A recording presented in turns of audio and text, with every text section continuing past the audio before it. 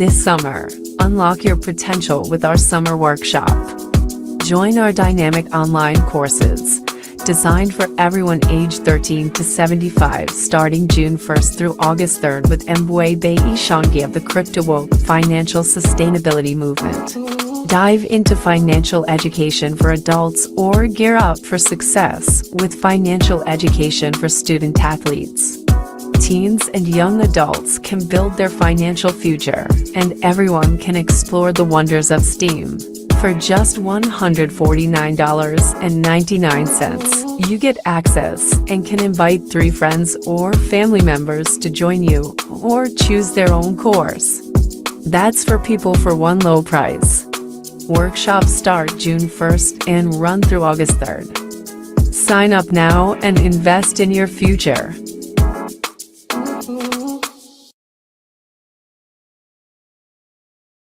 Discover the world of STEAM with Mbwebe Ishangi's engaging online course.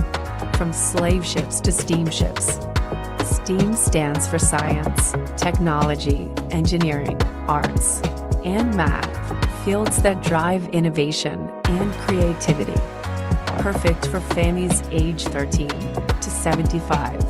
This course brings these disciplines to life through history, hands-on projects, interactive lessons, and real-world applications. You'll explore robotics, coding, art integration, and more, all from the comfort of your home. Sign up today and reignite the creative genius inside for every generation. Visit CryptoWokeMovement.com for details.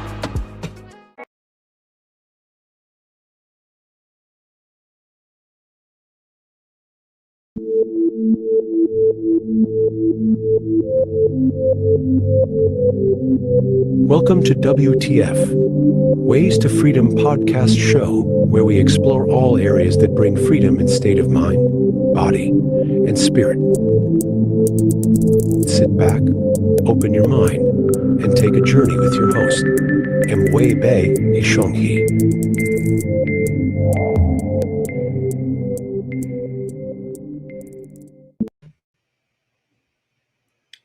Peace, peace, bless. Greetings, everyone. How's everyone doing on this Tuesday, May the 29th or 28th, actually, evening?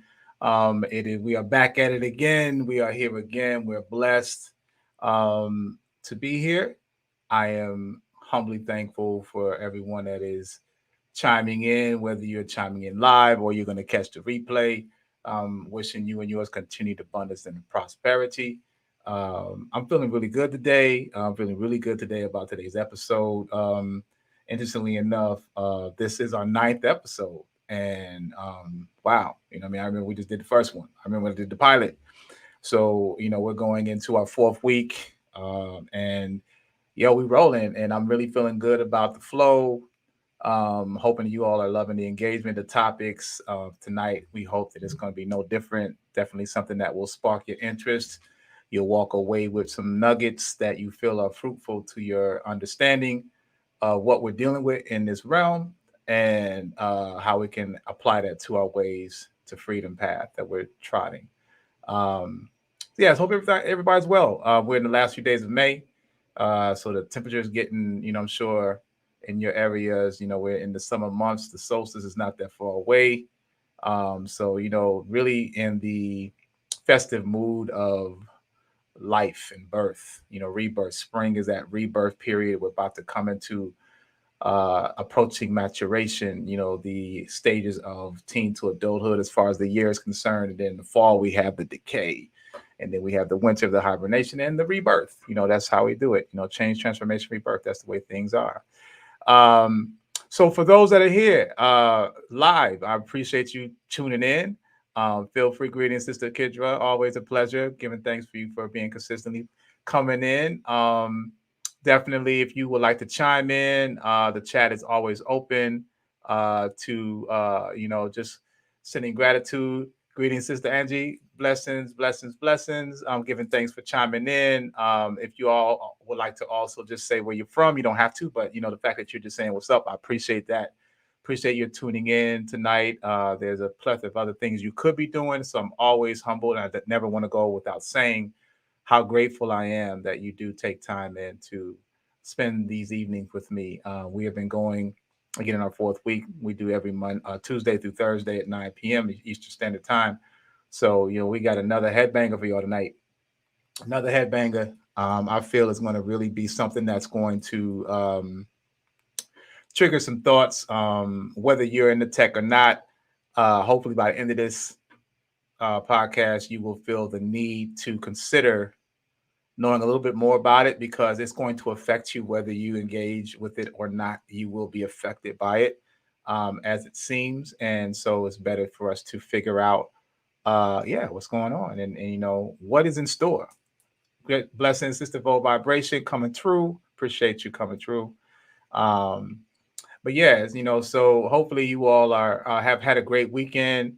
I know we just coming off another holidays, day that's really, I ain't gonna talk about that. I'll do a whole nother episode about American holidays. We'll talk about that later on. But hopefully you got some time off with your family, was able to rest, to relaxation, ate some good food, didn't bring out the barbecue ribs and the pork rinds and all that stuff. But if you did, okay, cool, work it off. But hopefully you're enjoying the fruits of your labor as far as working hard and staying diligent. How y'all like the set? Working on the set here. Each episode, you might notice when you go back to the archives, you'll see that I have a different banner up here every time, promoting pretty much in essence of what we're speaking about tonight. It's in essence with that. So tonight, this is the article I wrote. Actually, if you QR code that screen capture, if you take your phone and take a picture of that QR code, you will be taken to an article I wrote back in 2007, dealing with artificial intelligence.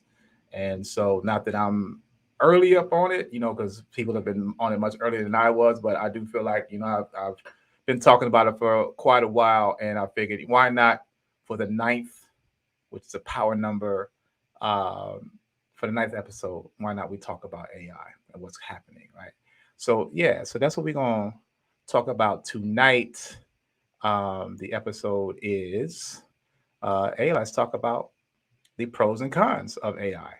A lot of us are hearing more about the good things, a few conversations about the repercussions, but I don't think, again, that we are, I would like to be part of that conversation or add to the contributions to the conversations, because while everyone else is just accepting it as, oh, this is great, I can do this, I can do that, but it's like, okay, at what cost?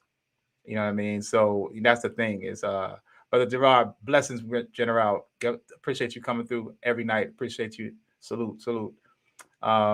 Sister Bernice, yes, Sister Bernice, I read your article a while ago. Yes, give thanks for that. Appreciate you. Yeah, if you go to theghettotimes.com, I'm going to do an episode soon about my creation of the Ghetto Times magazine 31 years ago, and us being online in 1995, one of the very first, if not the first, African-centered conscious website out there. Yeah, I'm claiming it. I don't know anybody else that did it earlier, but we did.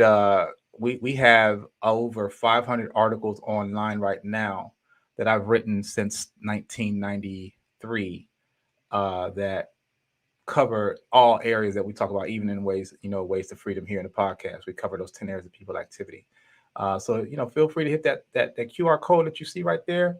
It'll take you to the article, but you can also read the archives and go to the archives vault, and you'll see a whole bunch of other topics in there on all different types of themes that I feel. Even got a piece in there about holidays, so you can read about holidays that I've written about years ago. That's the beautiful thing about the internet, is that it allows you to house your work, and you never know who may fall upon it. I'm still reading I'm reading works from people that wrote stuff over 20, 30 years ago, or even older, and they posted it online. And so we have access. This information is a beautiful thing to have in the information age, the ability to learn, at our pace. So that's going to be our topic for tonight. Let me also cover some basics. This Saturday, I start my summer workshops program. You might have saw the the commercials before we start the episode. I'm sure you've seen them in the past episodes if you've been here before. We actually start June 1st up until August 3rd. These will be there are four different types of workshops that we're doing. Let me go ahead and just share the screen with you real quick so you can see exactly what I'm talking about. So we can make it easier for you. Boom, boom, bada boom, bang, bang. Here we go. So here we go with we are 3 days away from the start. If you go to cryptowokemovement.com and scroll down, you will find the workshops available. This is just to give you an idea of what we're doing here. Um, this gives you a little bit about who I am, what I do. But the episode or the courses that we're doing here is basically four courses that we're doing here.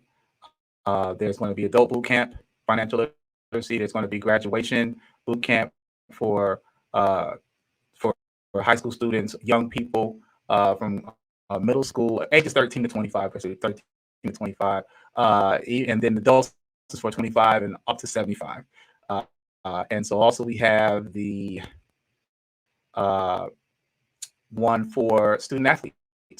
If you are a student athlete or if you are a parent that has a child who has either collegiate or even professional aspirations, being financial literate is going to be very key because if they start to come into either a contract, they go pro, or if they have an NIL deal, name, images, and likeness, they will be coming into finances, and it's best to know what you can do with those funds instead of going and blowing it, because this might be the one and only time they get that type of money. Be it, if they're blessed to be in the league for a long time, beautiful. But in some cases, the percentages of folks being in the league, especially like in an NBA, your average is 3.5 years. If you're in the NFL, it's 2.5. So everyone that makes it doesn't stay. So that one contract might, or that one check that they get, that rookie contract might only be the only paycheck they ever get. So let's try to teach them how to maximize on that opportunity. And the last one is the Slave Ships from Steamships course that is available. So each of these courses are going to be 6 sessions throughout the Saturday weekend, August 1st. I'm sorry, June 1st through August 3rd, meeting every other week for roughly 60 to 90 minutes. And it's all virtual. So you can again go to cryptowokemovement.com and you can sign up. For $149, it could be yourself, plus you can bring three other people to take either the course that you're signing up with, or they could choose one of the other three courses that are available. All right. So let me unshare that, and we're going to get into tonight's topic. Tonight's topic, y'all. All right. So boom, boom, boom, boom, boom, boom. Let me change that. Let me just get all my ducks in a row here. All right. So you know me. You know, I've been trying to do my homework and watching podcasts, and some people, they get on there and they talk and they just it's just cameras and on them, which I don't mind also, but I also feel like I'm a visual learner, so I like to teach that way. I like to share that way. So for me, I'm always putting together a visual to complement what I'm saying to you. So with that said, I'm going to always have some slides for y'all, right? So as we're getting into tonight's topic. This is what we're going to talk about. And a precursor for those that are first timers, it is in the description, gives you an idea of what we're about. But we cover the 10 areas of people activity. This is the blueprint of what Global White Dependency has been running their operations on, as far as keeping people of color and really the rest of the world in a mindset of confusion and also the rest, without knowing who we are and not knowing what to do about that. So we go through the 10 areas. Each episode is going to cover one or even a combination of those areas in creating and charting our path to ways to freedom. Those 10 areas are economics, education, entertainment, health, labor law, politics, religion, sex, and war. And those were compiled by Doctors Neely Fuller and Ancestor Francis Cress Welsing and Brother Kidi Awadu. So I always want to say that before every episode, to both give flowers to them for the work they've done, because without this blueprint, we wouldn't know who we're fighting or how to fight them. And then also, it's just about having a starting point. You know what I mean? Because we know something's wrong. We just don't know. Most of us don't know where to start or who to even go after. The name that we know most is they. We don't know particulars. So we don't do that here. We definitely don't pull no punches. We're gonna let you know who it is and what it is, and give you the diligence and information that we find and share it with you. All right, so yeah, let's get into it. So, uh, yeah, we're gonna talk about AI. Now, I know AI is something that again we're familiar with, or we're becoming familiar with. No matter what your age, you are using or utilizing AI in some kind of way. Um, I want to start out with two quotes from two profound books that had an effect on me when I first got into learning about AI back in like 2003 or four. All right, so let me just read that. Let me blow it up for those that can see it. Let me also get rid of this. All right, let me blow that up. All right, so the first book is from J. Horace Hall. He's the writer of the book Beyond AI, came out 2007. He said that artificial intelligence, or AI, is now advancing at such a rapid clip that it has the potential to transform our world in both exciting and disturbing ways. Computers have already been designed that are capable of driving cars, playing soccer, and finding and organizing information on the web in ways that no human could. And if machine intelligence advances beyond human intelligence, will we need to start talking about a computer's intentions? Now, again, that's to me very profound, very profound to think about. And he wrote this in 2007, so this is some 15 some odd years ago, 17 years ago. The other book that I read a while back was by Ray Kurzweil. He wrote the book When Computers Exceed Human Intelligence, The Age of Spiritual Machines. And he said in one of his quotes, a personal computer will be able to simulate the brain power of a small village by the year 2030. All right, that's a few years from now, y'all. The entire population of the United States by 2048, and 1 trillion human brains by 2060. Now, I don't know about you, but that's alarming. When you can think about a computer that can have that much power. We, first of all, don't see ourselves as machines anyway. Like, it's hard to see yourself as a machine, because when you think machine, you think robot, right? But we are a machine. I mean, we're put together, and we're actually the first wireless, I would say, or the most modern wireless machine out there, because we don't plug in anything to recharge, right? How do we recharge? We go to sleep, right? So, we're a device in itself. We have, we are from the sperm and the egg. You create this entire body that has full functionality, from vision, sight, taste, touch, smell, those five senses, to neurotransmitters, being able to process thoughts, electricity, receiving and giving out. Like, we have all these functionalities happening. And think about the beauty, how beautiful it is that you and I don't have to govern it. I don't have to remind my heart to beat. I don't have to tell my cells where to take the blood so that I continue breathing. I don't have to tell my lungs to continue to inflate and deflate. I don't have to do these things because they're done automatically. So in that respect, we are machines. And when you look at it that way, even for a second, then you start to realize that there is a makeup of it. When you think of a machine, you're thinking about parts, right? We have parts, all right? We have organs, we have nerves, we have a skeletal system. We have parts. So there's a lot of simulation, and that's what I've been doing a lot. That's really helped me understand this topic of AI and even robotic building, because it's really no different than the building of man. It's just that now man is trying to play God and build these robots. So I think that, a person that's going to build something is going to build from what they know, and they're building from the human structure. And if you think about it, most of our modern designs are based off the human body. I mean, you think of even like a car, the engine is the heart, as it is to the body, right? Of the human being. The frame, the axial car frame is the bones of it, is the skeletal system of our body. The valves that allows the oil and all the other liquids that allows the car and the engine to run smoothly are our veins. It's equated. So there are definitely some similarities. And again, when you look at it that way, it makes it a lot easier for me to digest when I talk about or learn about AI and the digital components, or even not just the digital, but the robotic components more so of how things are designed and laid out. All right. So these are things that they're talking about is things that we should be aware of when we're talking about the design of AI and the marvel of it, because everyone is excited, curious, and in the end, like in the back of the mind, we're probably like, "Yo, I don't, this don't sound, I don't know, because it's new." And the way they flash it at us is going to show you the good. They're always going to show you the good, never discuss the bad, and so therefore, when the bad comes, you're kind of shocked, right? Or unaware. Um, so again, I wrote an article back in 2000. What was it? 2008. And I'm a lover of my acronyms, so I labeled it the Health Project, the Human Extinction Level Project. And I had wrote a little segment here. I said that within the next 10 to 20 years, we will witness technological advances that may seem good on the surface, but have underlying tones that can lead to the extinction of the human species as we know it. This is a plea for help or resolution to the Human Extinction Level Project. All right. Wrote that in 2008.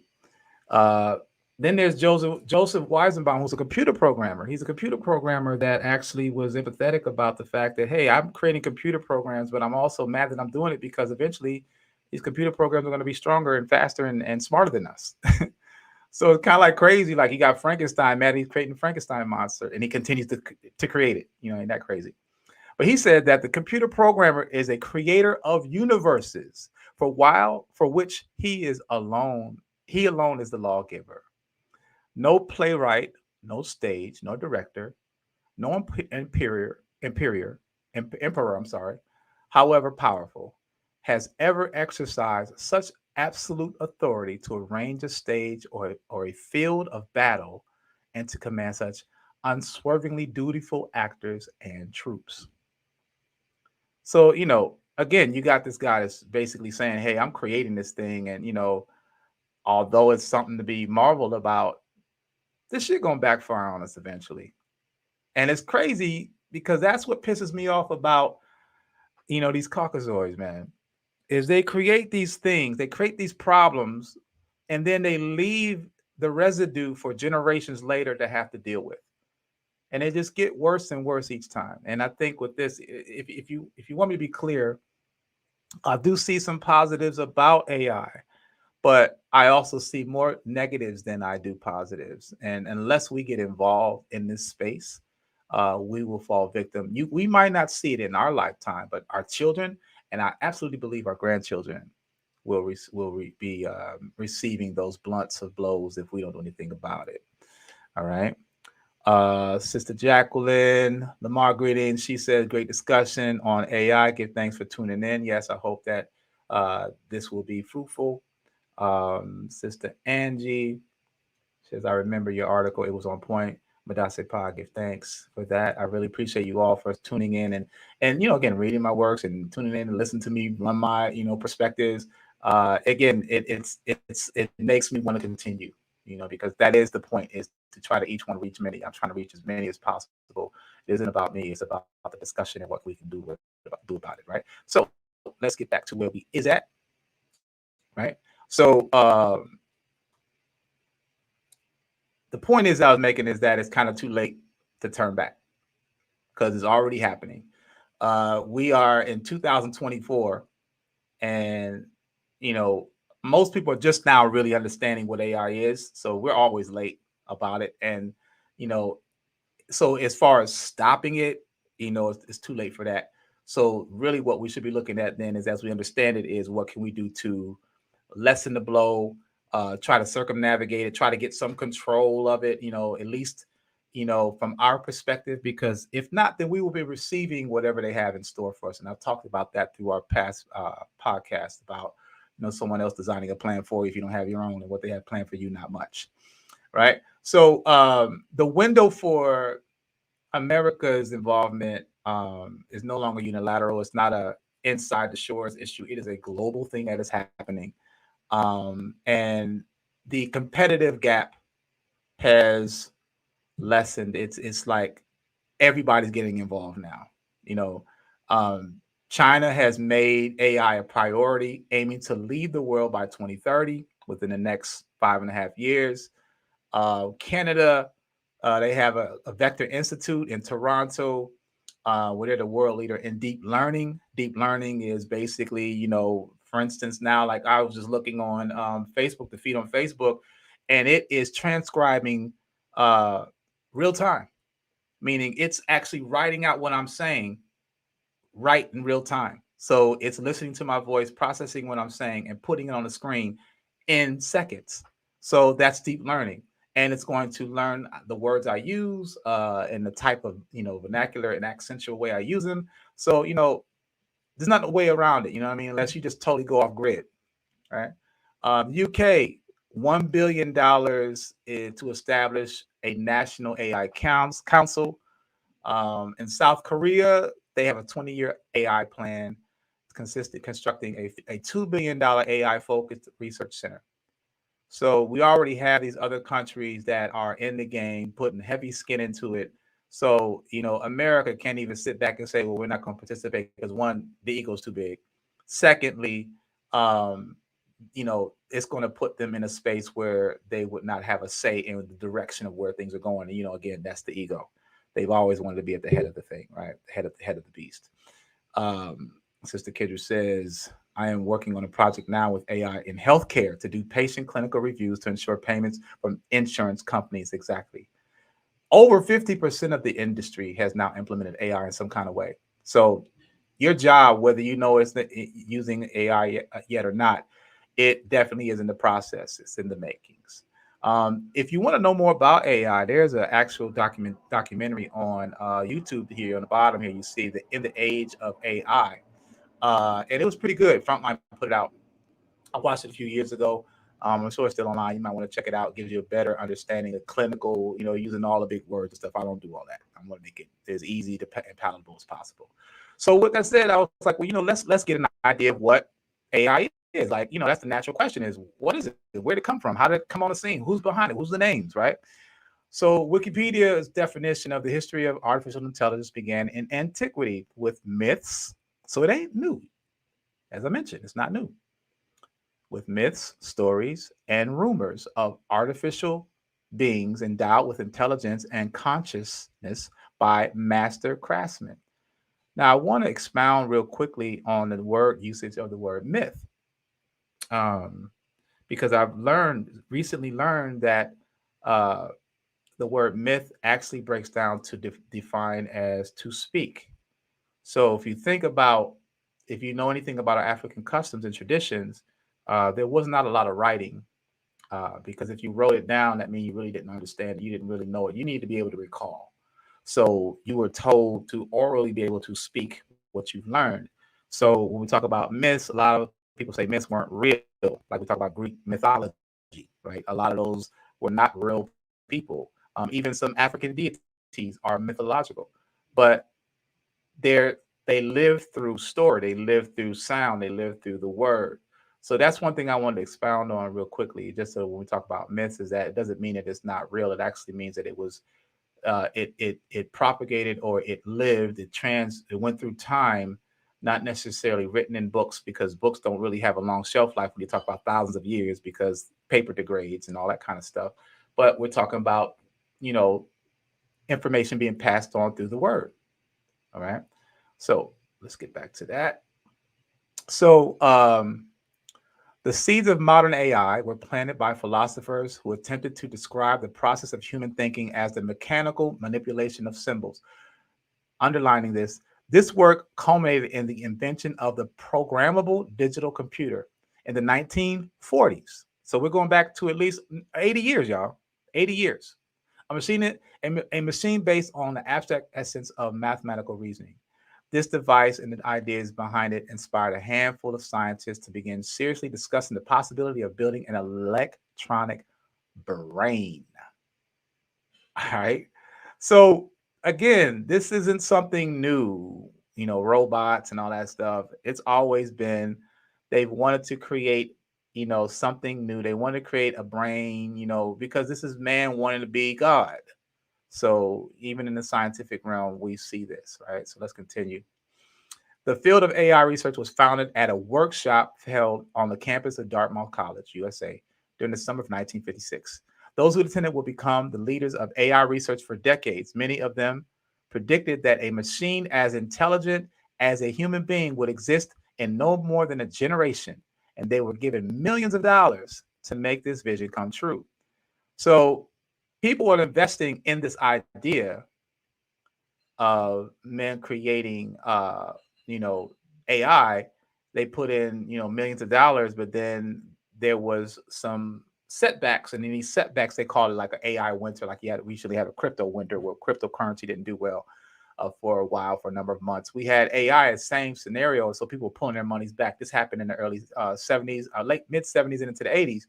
But then we found this boom that happened in 2020. AI boomed in the 2020s when machine learning was successfully applied to many problems in academia and industry due to new methods. So we started to see this new type of resurgence in the interest of AI. All right. So let's talk about some of the things that since then we've seen that we've been thinking, oh, this is cool. What am I looking at here? With AI, like what can it do? Well, a lot of us don't realize this, but AI has a lot to do with language translation. If you remember, prior to, let's say, maybe, not even 10 years ago, maybe, unless you were early in on it, you could not translate your emails. Or, for instance, if you can go abroad now and you can have technology where you can speak into an app in English and it'll spit it back to you in Spanish or whatever language when you're traveling abroad. That wasn't existent 10 years ago, right? Medical diagnosis, as was mentioned earlier, there people are using it now for clinical and data entry and medical history in the medicine field, right?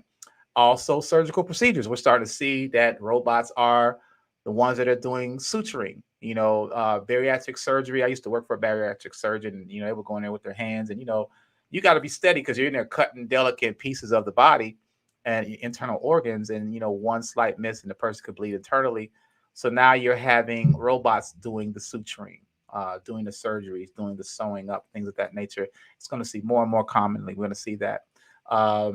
Generating content. We've seen and heard maybe recently, like where there are stories of students in college and high school that are plagiarizing papers, getting ChatGPT to write a paper for them and turn it in. And now they're coming out with software to detect. This is what's funny. So we're getting AI to police AI. So now we're getting software that's going to detect ChatGPT turned in papers. So it's interesting that that's happening. All for the fact that humans want to be able to detect these things. But we're seeing ChatGPT doing a lot of other stuff. We're seeing AI writing movie scripts, books, music, etc. We're seeing self-driving cars. We're seeing cleaning apparatus. Remember the cartoon The Jetsons and Rose, who was always cleaning and serving food and whatnot. We're starting to see. We saw this with the what was that? The iRobot, the vacuum, right? Not the movie iRobot, even though the iRobot vacuum came out shortly after the movie, which I thought was, wasn't a coincidence. That we see, we've been seeing things, little devices going around and cleaning for us now. And then we have, if you're not aware of this, the military is obviously involved. Whenever there's a technological advance, the military usually has first dibs. We just never hear about it. But there's drone soldiers. Well, some of us are using drones to get these nice camera views, but they're using it also for surveillance. And let's not even say that they might not put a nuke on there and go and shoot somebody. It's possible if they haven't already. Right? See, these are things that are happening, right? But here's the things that you may not be considering as cons. These are just a few of the things that I see as a problem to the emerge of AI. Number one is job loss. We're starting to see that a lot of people are having their jobs phased out because someone else could do it for them. I've talked about this in my financial therapy episode a few episodes back. We're talking about when's the last time you saw someone at a toll gate or a toll booth that's taking money from you. Those people are gone. All of them are gone, right? Everything is now automated. You either have one of those things put on the top of your car and it gets scanned and you have an account, or you will get billed in the mail based upon taking a picture of your license plate, and you will be billed for crossing a bridge or entering a tunnel. Those people are gone. The bank tellers, those jobs are gone. We're starting to see a lot of those things that we took for granted, and these people now have to find work in different realms, different spaces. Like someone that's been in banking for 25 years has to do now something totally different because those jobs are all gone. We've seen privacy has been revoked. The lack of privacy is, folks are, we'll talk about this in a second, but, surveillance is high. And, a lot of us is on a voluntary basis. A lot of us have these devices that are turned on. If it's not you buying a Series or an Alexa, obviously our phone and watches have the ability to listen in, right? We're seeing the military order. The military order, which we'll talk about a little bit, we're not even behind the scenes, it's just that we're not looking. It's in your face, just not looking. That they are upgrading to have no longer. I mean, the need for a soldier may become irrelevant because everything is going to be digital. Everything is or it'll be robotic. They're going to have robotic dogs. They're going to have robotic soldiers. So, the maybe role a human may play is to guide the drone. But once these things are able to develop its own and navigate themselves, there'll be no use for humans. Interesting that these things are happening. Social impact, the social impact of, folks that are not understanding that we're not engaging with each other, and that now we're going to learn how to engage with these machines. Especially if it comes into a space where they become enacted by the local police, and we get pulled over, and we're talking to a robotic policeman, and we got to answer questions or whatever, and it's checking our heat detector to see if we lying, if we sweating, or it's inhaling what's coming out of you so it can detect whether you've been smoking weed or whatnot. It's crazy. The psychological effect is that people are going to become unaware, and I would say this first generation post the full release of AI will not know what to do with our lives, because one, we're used to working, we're used to going out earning a living, and now we can't. So what do? We're receiving this universal basic income, UBI, from the government, but it's not enough to live off. It's not going to be, we're going to be living high off the land, or high off the hog rather. It's going to still be hard because it's going to be the have and have nots. So we're going to become even what Jimmy Carter called during the Global 2000 report that was put out in the 1970s, that we were going to become called useless eaters. And so useless eaters are people that are there that we really don't need them, and if we want to discard them, maybe we should. People are going to have no use, feel like there is no use for them in life. So that will bring on depressions, addictions, be it from drugs and or food. That will further tarnish relationships with family, friends, loved ones. People may become lacking motivation, so they won't even move around, because most of them are going to be in virtual reality using these Oculus and playing gaming all the damn time. They're going to put on massive weight. You know what I'm saying? So again, the useless eater. And then we have, this all equates to me the human extinction level project, because the thing is, I'm going to see that our quality of life is going to be in question. Right? Brother Gerard says, the danger here, will AI take over and make humans obsolete? That is the danger, because we don't know what else to do. We've been conditioned to be worker bees. So now when you take away the hive, we don't know what to do. We don't know where to work. We don't have a hive to report to. It's a beautiful thing, though, in some respect, because some of us will realize, just like in the Wizard or the Wiz, like, can you see a brand new day? Like, you can realize, hey, I don't have an overseer anymore, so to speak. You will to some degree. But the point is that you have to figure out what else you want to do in life, right? This is an article I pulled up doing some research, and I found a 23 plus artificial intelligence and job loss statistics of 2023, how job automation impacts the workforce, right? Worldwide economy could lose hundreds of millions of positions to AI over the coming decades. AI could take 1 billion jobs away from people globally and make 375 million jobs obsolete over the next decade. All right. By 2030, 45 million Americans could lose their jobs, about 1/4 of the workforce. All right, 1/4 of the workforce. So there's already 1 in 4 as far as like the jobs available, especially when it comes to collegiate graduates. Again, we talked about this in the previous podcast, where there's 8 million graduates every June, and they're applying for the same 2 million jobs that even us that lost our job or need a second job or third job are applying for. There's only roughly about 2 million jobs available every year. So now you're going to cut it again by another quarter. Elon Musk says that computers, intelligent machines, and robots seem like the workforce of the future, and people will be sustained by payments from the government, that universal basic income I'm speaking about, right? So some people think, oh, that's cool, I'll get paid by the government. But again, you're not going to get paid. You're not going to get like a whole bunch of money. It's going to be just enough for you to sustain yourself. Please understand that.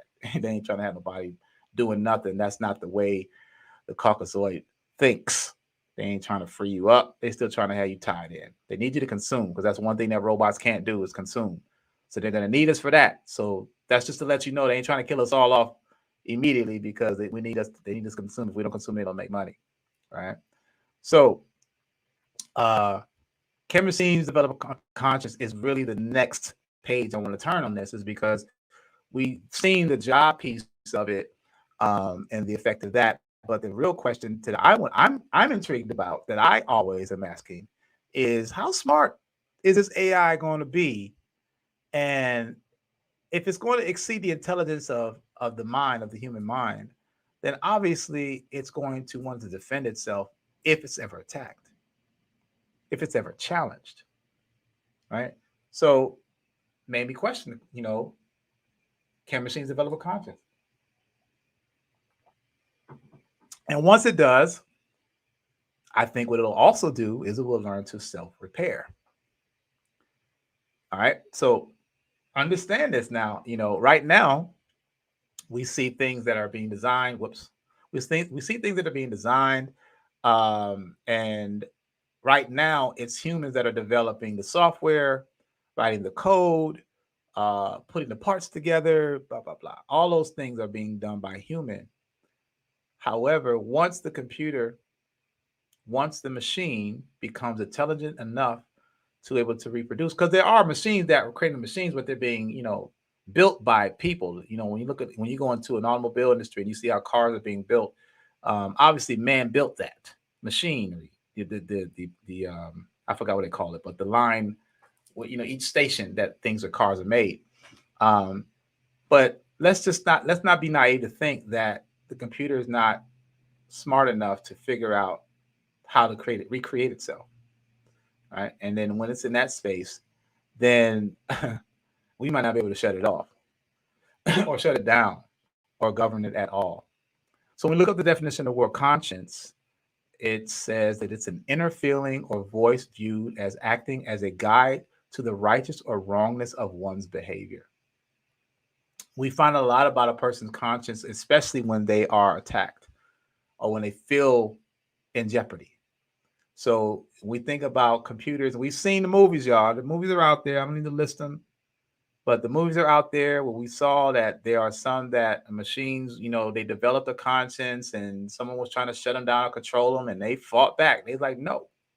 Or, they physically did something to, quote unquote, protect itself, ended up hurting the person, right? That was trying to hurt them. But let's go back before all of that. And let's talk about because, the way that the world has been to the masses is they don't just come straight out and put things on you. They drip it to you in doses, and they drip it to you in a way where you think, oh, it's harmless. So you're not going to think anything bad about it, right? You're going to think, oh, this is cute. This is great. This is amazing. And then you see that, oh, this thing is really what it is. And then by then it's too late. So let's look at, in the 1970s, we started seeing computers developing a conscience. This is just my theory. This is stuff that I've been thinking about since I even started first thinking about AI and all that stuff. This goes back 15, nearly 20 years ago. But I remember in the 70s, I'm a 70s baby. And I remember the toys, they kind of took a change in the 70s where they started to become automated to a degree. They used to have have like baby dolls. I had sisters, so they had baby dolls, and used to have those drawstring. You would pull the drawstring back, and it would say something. Uh, you know, um, they had either it would say something, or you had something that like farm animals, and they would make different animal noises.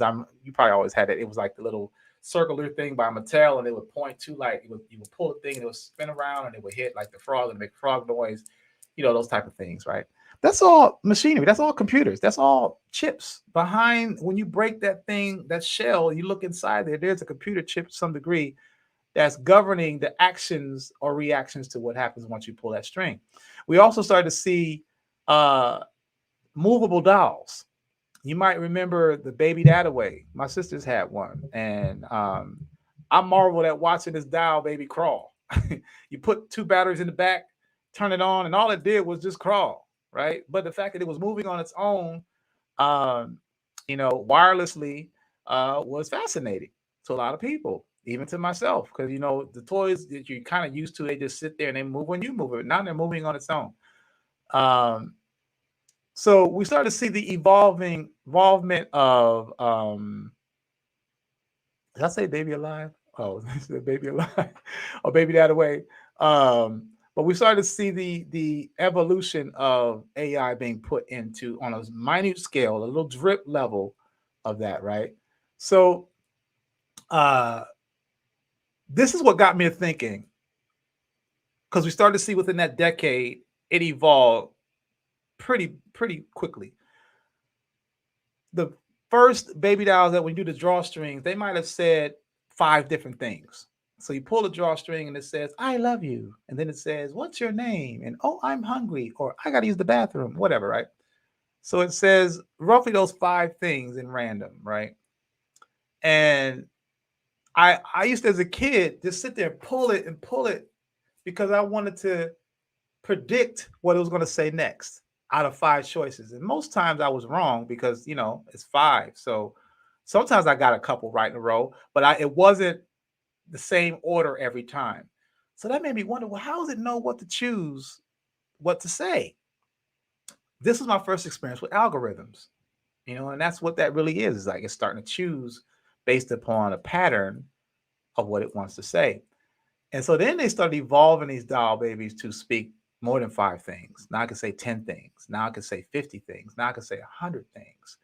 So when you got something that is saying about 100 things every time you pull a string or press a button, or the more modern version, if you speak to it and it responds, that algorithm is now choosing at larger patterns. And these patterns, I think patterns are basically a way of conscious decisions. It's a conscience. So when I started to realize this, that a pattern really is just something that's done by habit. And with them being as interactive as they are today, when you pull that string, you're not doing pulling strings today, but you can say something to, if you're going to speak to a robot, and it can think about a ton of different ways to answer your question, right? So that means that it's choosing itself. It's not like when I say hello, you must say hello back. It probably has 5 or 10 or 50,000 different ways to say hello back. It can say it in a different language. So it's allowed to choose what and how it wants to respond. To me, that is developing a conscience simply based upon those patterns, right? So are computers thinking, or are they just calculating? Well, let's use the next closest example. Let's look at us. Are we thinking, or are we calculating as human beings? I mean, you could definitely say most humans are not thinking, operating on autopilot with the daily regimen of getting up, going to work, coming home, go to sleep, get up, go to work, come home, go to sleep. That's a pattern, right? That we don't break for 30, 40 years, the rat race psychosis. And we follow the same cyclical pattern that is tweaked only by overseers of the system. We change our job, or we get the qualification of the job. Now you're working night shift, or now you're working on weekends. That's the only type of change, but so much so we're pretty much following the same pattern. And it's a pattern that's calculated and dictated by a system that prohibits a free lifestyle. So we don't really get to truly be free. Systemic patterns keeps control because the controller can predict the behavior. They know they're going to spend money they don't have around Christmas. That's why they put out these Christmas holiday specials, right? The Black Fridays and the Cyber Fridays and the Cyber Tuesdays and all that stuff, because they know people are going to still buy, because they'll feel guilty if they don't buy their children anything for Christmas, right? Even though they don't have it. They'll go to the movies each week during the summer. And this is when the summer months is when Hollywood makes most of its money with these blockbuster hits, because they know that people love to go summertime. Let's go to the movies. There's nothing else to do. So let's go to the movies. Let's spend some money. This is all systemically put out there by habit. These are patterns. So we're really not no different than when we talk about machines. We're really no different. And all this is driven by what has been coined throughout. Those in the industry knows that data is the new oil. It's all about metrics. That's more valuable than data. Than oil. When you know a person's habits, you know what they like to do, you know where they like to spend their money, you know what they like to spend their time, then you can pretty much predict your profits, right? And again, me being a lover of, breaking words down into being something, I broke down metrics to mean a metrics. The standard of metrics is to manage everyone's train response in a computerized way, right?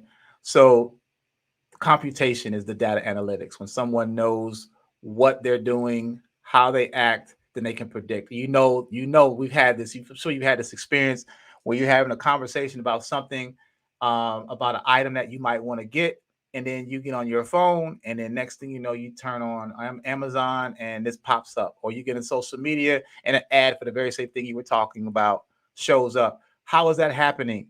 That's because it is listening to you.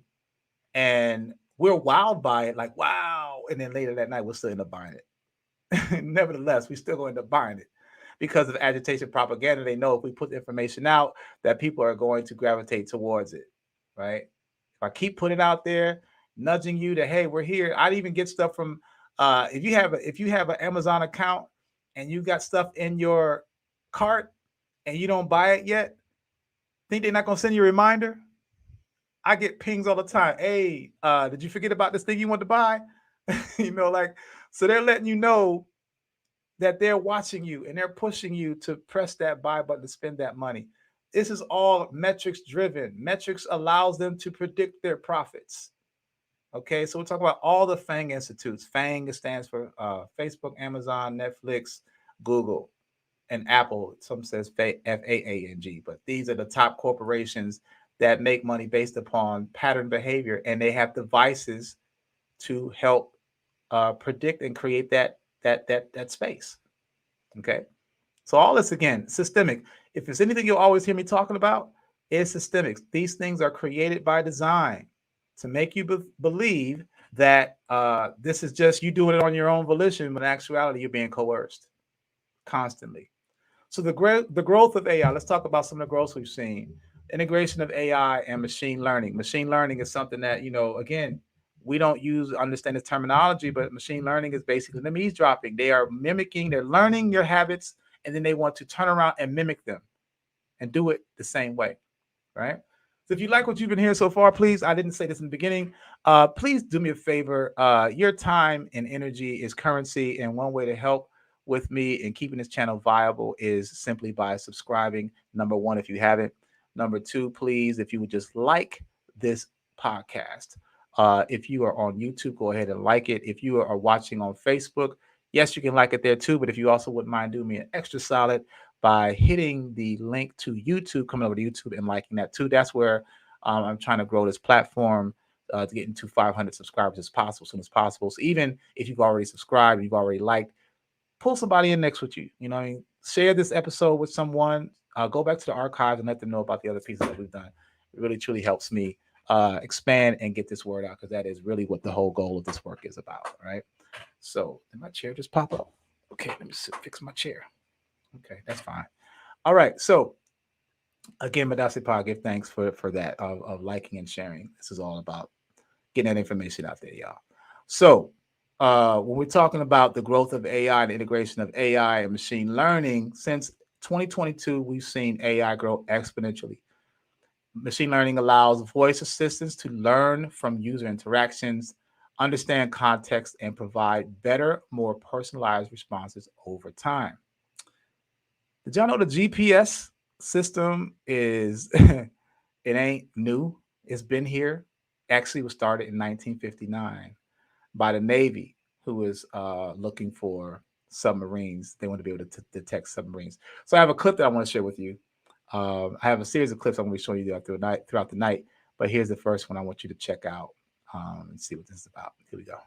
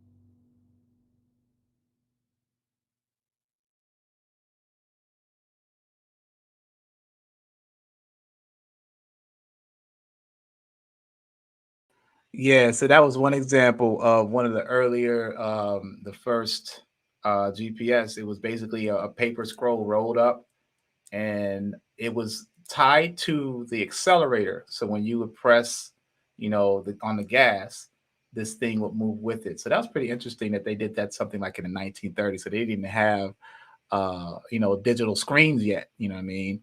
At least for the masses, they didn't relieve that. So that was interesting to see these innovations, these early innovations that were happening in this space. Let me go back to where we were. Blah, blah, blah, blah, blah, blah. Also, we had text autocorrect that started. The patent was in 1998.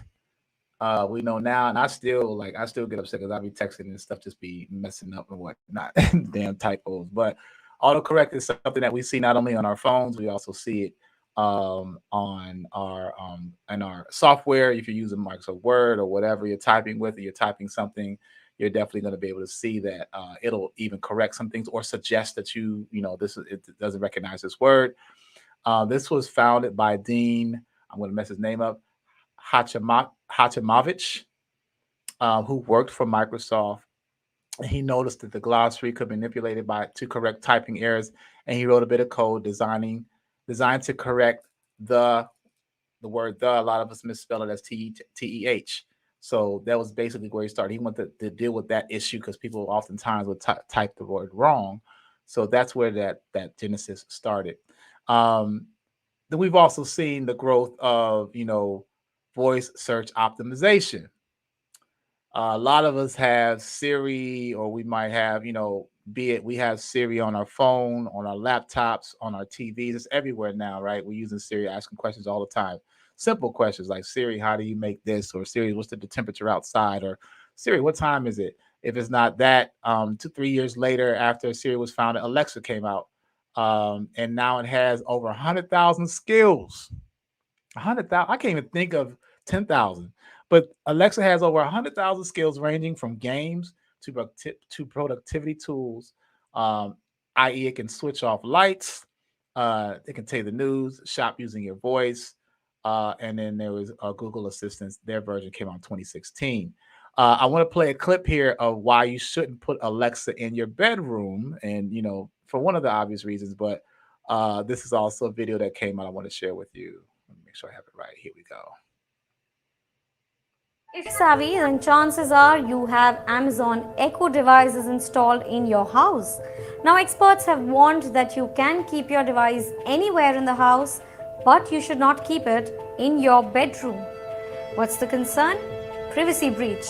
Although the Alexa device can do a variety of things, including playing your favorite music, setting alarms, news, and weather updates to answering questions, the voice-activated gadget is designed to take commands and is always, mind you, always listening to your private conversations without your consent. While Amazon did confirm it's true, however, it ensures the staff only listens to the conversations for research purposes to improve the device's understanding of human speech. So next time, be careful of what you say when your Alexa is plugged on.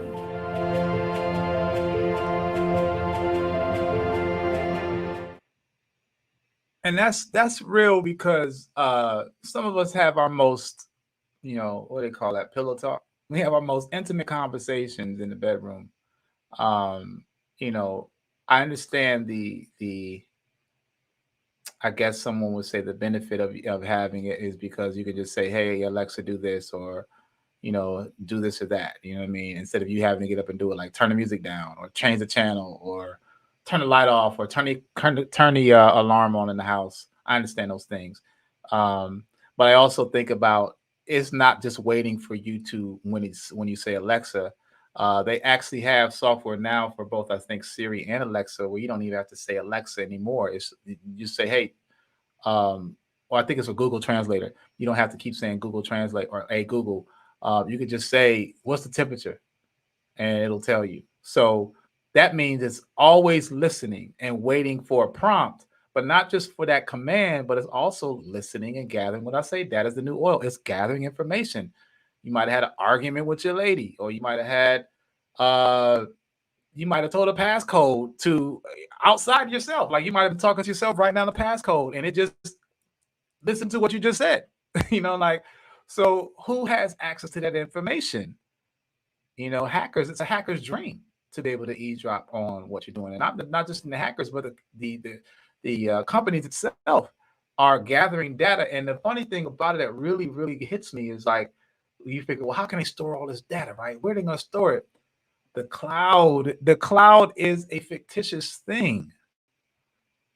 It's just a server, and they can add, like, for instance, now you might buy a 2 terabyte hard drive. They can easily turn it to 20 terabytes easily. And they're going to do that eventually. Eventually, you will find devices that'll have much more storage because there's much more data to be compiled. So again, data is the new oil. Understand that they are now, the privacy is taking away damn near everything. If your laptop is on, if your computer is on, if your phone is on, your TV's on, like if it's not visual with cameras, then it's audio. Like, we are being surveyed. And so in our most important and what should be discreet conversations can be monitored. We must be aware of this, y'all. Must be aware of this. It's one thing to have the ability to turn things off automatically. It's another thing to hear every damn thing you say and then be able to record it and possibly use it against you. Police have access to it now, so they can use it in the court of law. Okay. Let's talk about the real elephant in the room. When we talk about AI, a lot of us, we talk about automatic or autonomous driving, and we're starting to see more of that. I saw, like, recently, I took a trip down Atlanta, and I saw a car person was knocked out in the car, but the car was driving itself, and I was like, let me get away from that. I moved over 2 lanes. I am not trying to be next to no car that has a computer driving it. and for various reasons I'm about to tell you right now. So, but like I said, this is something that is being dripped out into the community. It fully isn't ready to do it yet, but there's still spaces that is happening. They're doing a lot of testing, but there's a lot of still fatalities that are happening. But they're not bringing it up to the news. There's actually someone that had she's an Uber Lyft driver, and she actually ran over somebody. Well, she didn't. The car was driving. It was on automatic and autonomous rather. And she was watching her phone, watching a show on her phone while the car was driving, which to me, I think is asinine. If you're an Uber driver and you're taking someone somewhere, but you're not driving the car, at least pay attention to the road, right? So she didn't pay attention to the road, and the car drove over and killed someone. So she actually, this happened in 2018. She got sentenced last year. I think she has 3 years or something. In 2023, she got sentenced. So, but the point is that people are becoming so lazy. Like, if you're not going to drive, then get someone else to drive for you and not a robot. But this is what is happening. In 2023 alone, it was reported, not to say that was all the numbers, but it was reported nearly 400 car crashes in 11 months involving automated tech, companies tell regulators. All right. So this is actually something that's been happening that rarely makes the news for obvious reasons, because they don't want this industry to go away. This is going to be a moneymaker for them, right? So they're not going to be revealing. But here's some stuff that's happening in the news. Check this out. To Santa Monica. Waymo has been operating robo-taxis in Phoenix and San Francisco, but now they're coming to Southern California. Eyewitness News reporter Sophie Flay has details on the self-driving cars and when you can ride in them. POV, I'm getting driven around by an autonomous car. Let's go for a ride. This is a Waymo vehicle, an autonomous ride-hail service coming to Santa Monica this month. A definitive NHTSA study, National Highway Transportation Safety Association, showed that 94% of crashes that happen in America are the result of human error. Waymo was founded in 2009 initially, but no longer a part of Google. Ever since, they've been designing and tweaking the technology to remove the driver altogether. We got to ride around in a Waymo car, and I had a lot of questions. What happens if you want to change your destination? But the truth is, it's similar to other ride-hail and rideshare companies. There's just no one turning the steering wheel. You order a ride on your Waymo One app. When it arrives, you'll see your initials flashing on the top of the car. The fully electric vehicle is covered in cameras and sensors. Unlock it from the app and hop inside.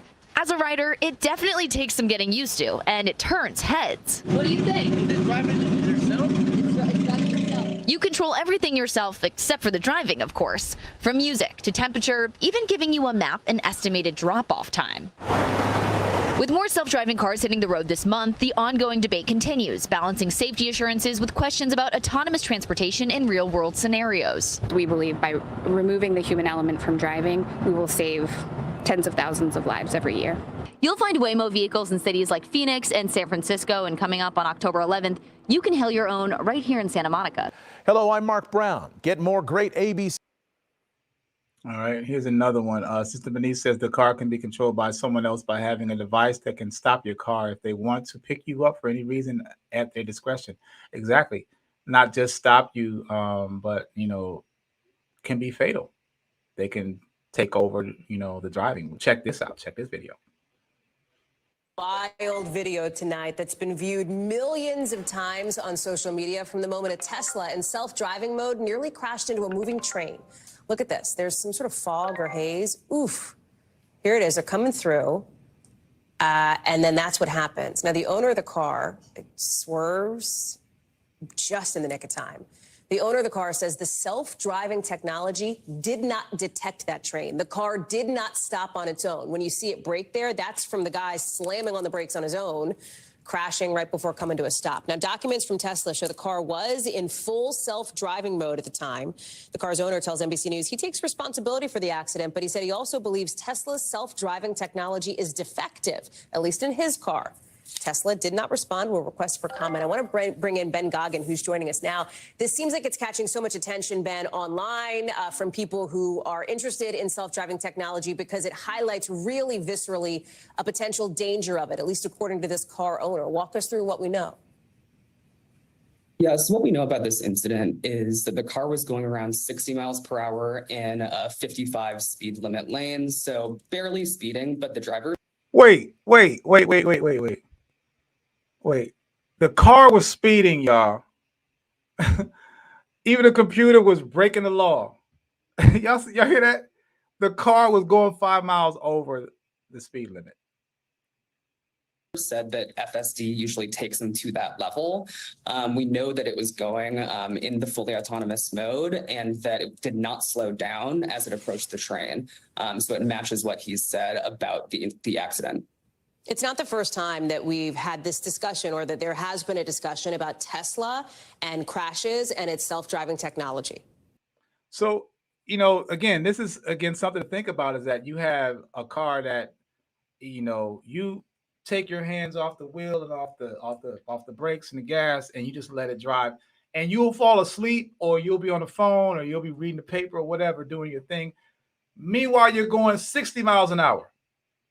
I don't get how someone could be that asinine and that trusting in a device, especially in its infant stage, to allow them to put your life in jeopardy that way. If you don't want to drive, then get a damn taxi. Get someone to drive for you. Get a chauffeur, whatever. But you're going to let it be something that has no life, nothing to lose if there's a crash, right? Because it's a computer. So you just build another one or you repair that one. But you're willing to put your life in the hands of something that has no conscience as of yet, doesn't have any empathy towards the loss of human life or injury, and to others as well. And it's showing that the technology isn't at the space where it can identify everything. Sister Angie says that they are making more and more licenses due to misdemeanors, consequently hiring inexperienced drivers for advanced driving for jobs, for example. Exactly. I mean, we're looking at, we're in a world of where buffoonery and just stupidity just permeates throughout. Like it's totally acceptable. Totally acceptable. So these are real life situations. I actually saw an episode on a series called Upload that actually showed another example of this. I saw this years ago, and I actually implemented it into the course that I was teaching. But now, are we seeing real life situations again? This goes to my point that TV does oftentimes predict prophecy, right? So check this clip out. This is from the series called Upload. Buy some spinach. Aggressive chain restaurant Panera Bread stock is soaring after buying Facebook earlier this year. And notice the cashierless cashier, the machine that's counting his goods and bagging for the first digital afterlife to offer Las Vegas style entertainment and gambling will be. Car, see the parked truck? There is no parking space ahead of us. I know, it's illegally parked. Data shows no vehicles. But we're headed right for a truck. You might be drunk. Again. Oh, fuck you. Manual override. Manuel. I don't see Manuel in your contact. Manual override. Stop. Override. Stop now! Overridden. So, again, this could happen. This could happen, that the computer or the technology doesn't see what you see. You're in real life seeing it. It doesn't acknowledge it, doesn't see it. And more importantly, it disobeyed its commands. It disobeyed him saying to stop. It's like, no, I don't know a manual. He said, no, manual override, not a manual. And it overrid him saying, try to stop the car. All right. So these are things that malfunctions that could happen. And you have people that are just all too eager to get behind the wheel of something because it seems like it's cool. And I'm saying this because we need to be aware of the people that they're going to be targeting are going to be young people. Young people are going to be the ones that are going to be like, yo, I want to, I'm rolling this car that didn't have, it was driverless, blah, blah, blah. And thinking it was a great thing, a great experience, when in actuality, you could have lost your life, right? So other things we're seeing with AI, we're seeing AI generated artwork. We're seeing, again, Chat GPT that came out in 2023. It's blossom. We're about to hit Chat GPT 4 now. Check these two clips that I want to share with you. Let me pull it up here. Now I gotta do these manually. All right. Here we go. There we go.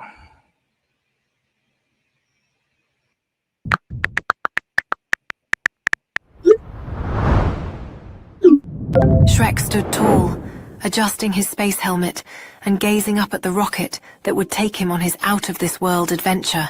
The countdown began.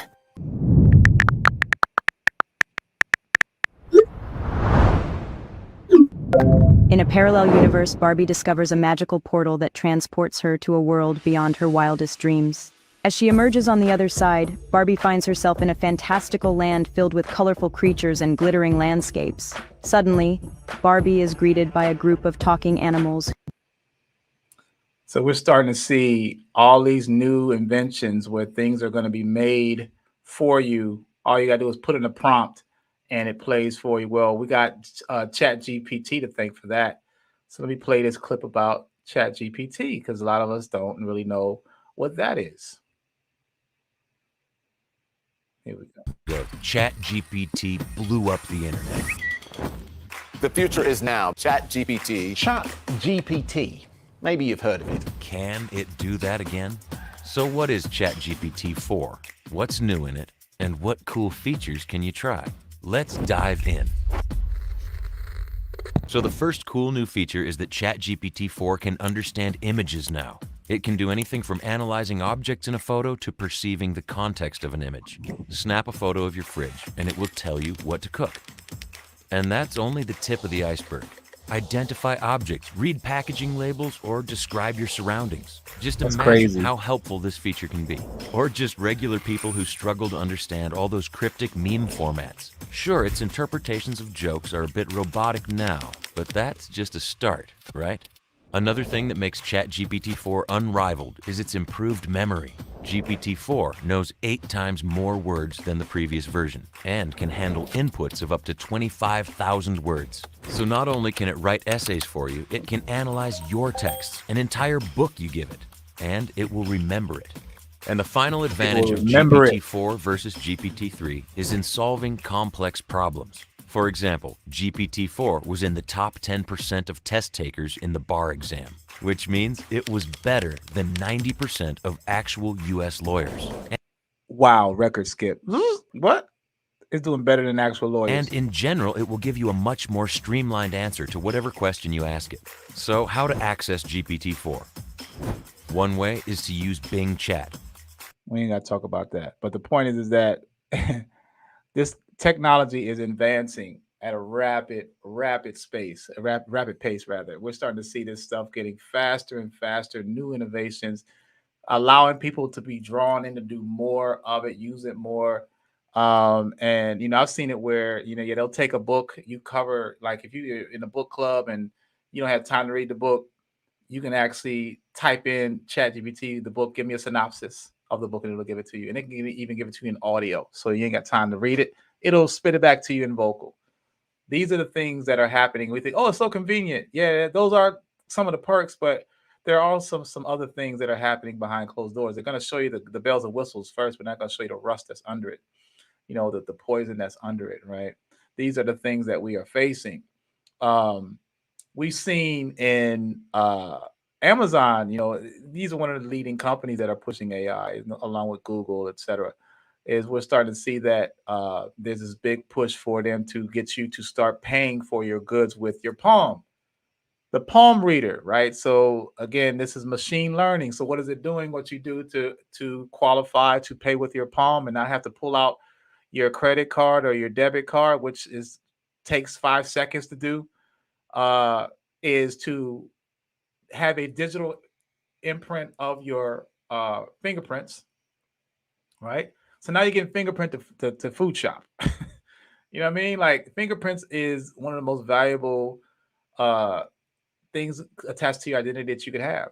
So now you're going to scan your fingerprint. It goes into a database, and they claim that this database is going to, they don't store the image because it's encrypted. And, you know, companies are hacked every day. Banks are hacked every day. They will never tell you. If you found out how many times they're hacked and how they pay they'll pay whatever money that they want out of our vaults, rather, out of our accounts, is crazy because you would want to keep your money there.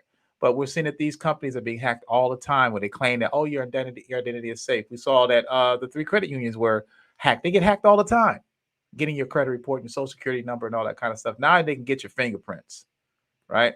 So we're seeing this is push for AI. We're seeing, oh, it's convenient that I can just put my hand over there instead of taking another 3 seconds to reach in and get my wallet and just scan the card. Right? The convenience, they call it. Right? But it don't stop there, y'all. It gets even more entertaining. I got another set of videos I want to show you of what's happening in the space. Again, they're dripping it to you in a way to make you think, oh, this is cool, man. Like, yo, yeah, this is really interesting. And all the while, they're gonna really lay the bomb on you in a minute. Let's check this video out. I just shared it. Please remove one of your existing. Oh, I gotta close some videos. Okay, so let me close some of my videos. Blah blah blah blah blah. Because I just realized they only allow me to share. 1 second, y'all. So you're learning on time here on hands training. Okay, and tonight I had a bunch of videos to show, so that's why I'm getting this alert. Here we go. I'm about to show you. Here we go. Remove. Here we go. Add. There we go. Come on. Pull up. Pull up. Here we go. に移りまして、次はネクストチャレンジはスリーポイントです。Looking to drop a three. Here comes Q. Lines it up. This is during the Olympics of 2021. In a halftime game, got a robot out here shooting threes and half quarters. さあ皆さん入るでしょうか。こうご期待。From the logo, everybody. Here comes Q. Of course, it's taking a long time to shoot. Would have been over there and blocked that. So check this out. So this now robot is shooting ran threes. I'm calling it cheating. It's cheating because it's math. You know, when you get a robot involved and they're going to look at the angle of how they should shoot the ball, that's all math. That's numbers. They cheating. So if they would have had him shoot 10, he's probably going to make 10 out of 10 because of the way that it's computerized to know when to shoot, how to release, and the angle to do it at. But this puts, you know, LeBron and James and company in jeopardy of losing a job, even though LeBron will be retired by then, but other players in jeopardy of losing their job because, you know, AI is on the move, right? Let me show you another one. Again, I got stuff to show you because I want you to see this stuff is happening. This is not in the movies anymore. It's happening in real time. This is a movie, actually, however, that I did see that really is taking it to a whole nother level. All right, check this. This is a movie called Upgrade. This is a trailer. 1 second. I need your permission to operate independently. Permission granted! Thank you.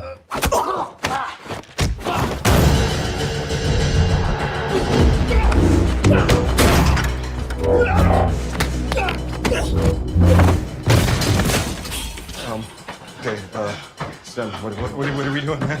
Just relax.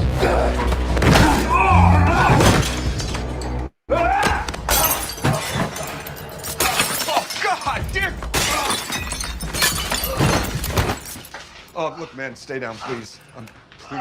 Please don't get up. Please don't get up. Please. Stay down, man. Just... Stem, he's got a knife! Stem! I can see that. We have a knife. Just stab him! You're trying to piss him off? Okay. All right, so what's the plan? What are we doing? Stop him!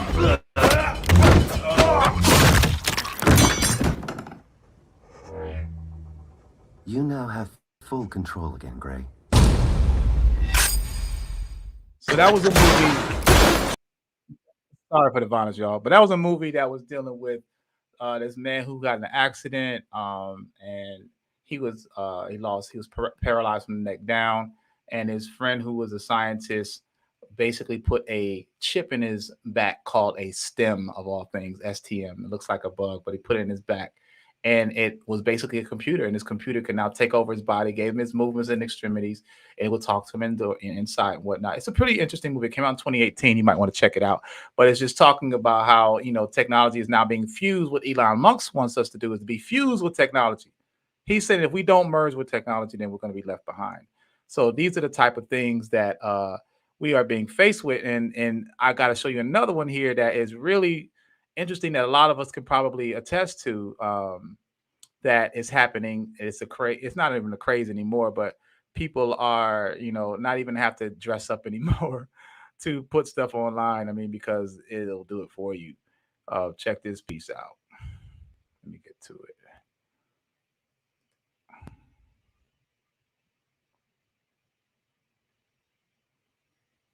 Okay, load up.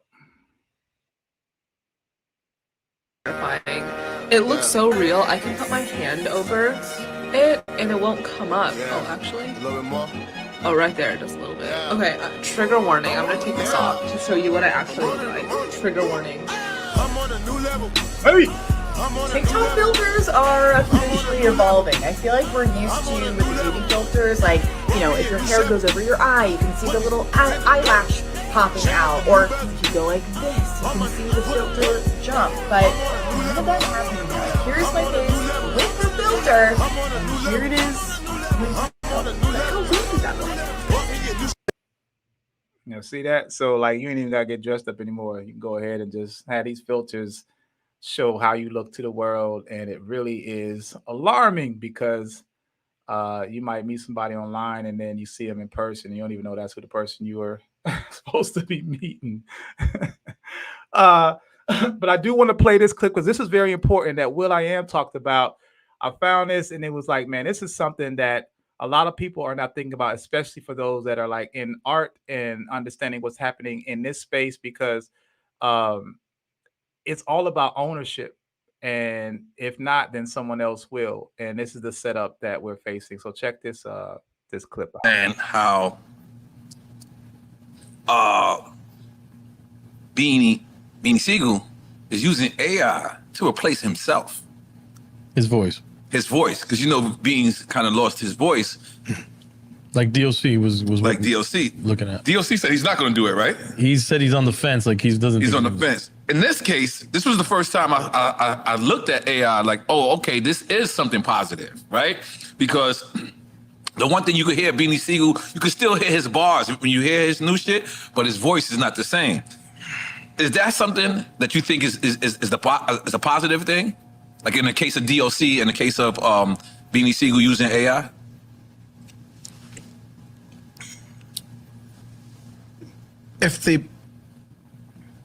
If they own their model, yes, that's dope.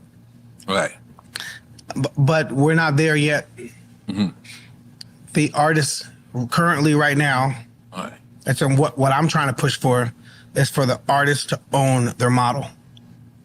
Meaning your voice.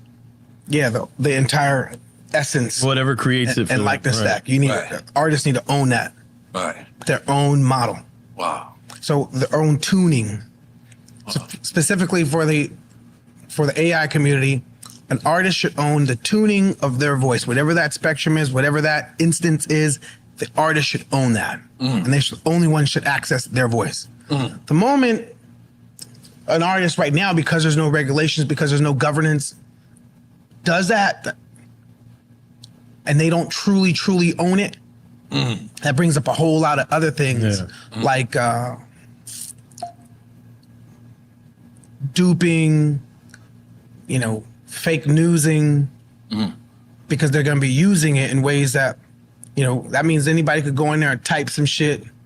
And what if the instant itself is not trained and tuned around specifics on, I would never say that. Right. So the AI that most people are using requires somebody to go there and bust a verse, do their verse, and then they do new age auto-tune and they wrap it around the sounding of somebody's voice. Right. But it still requires, a lot of these systems still requires somebody to spit it. Right. There's this new system, you don't need none of that. It's just from that video. Yeah. that we did in 2010, it's exactly that. It says it replicates the I mannerisms, think you the said, flow. in the video, it was like, so we don't have to go to the studio no more? Yeah. It's like, holy shit. Yo, bro, I had a radio interview today. And so after the interview, we wrapped up the interview, right? And we wrapped up the interview, and they were like, I got some last minute statements that I want to add. I summarized our whole entire interview. I just want to show you what's possible now. So I typed in on the system, live comedic show at the Laugh Factory. And then I put a quick summary of what we talked about in the meeting. Then I threw it through an AI system, and the AI did this shit. Look. Hold on, check it out. So y'all talking about radio, right? Y'all talking about how something old is gonna be new. That's like asking a cow how it's gonna jump up and fly. AM, FM is dope. And FM's, what's his name, is morning and night. And we are on the motherfucking moon now. Nighttime, all damn day. I'm surprised you didn't have a Beats by Dre speaker. This is y'all shit. So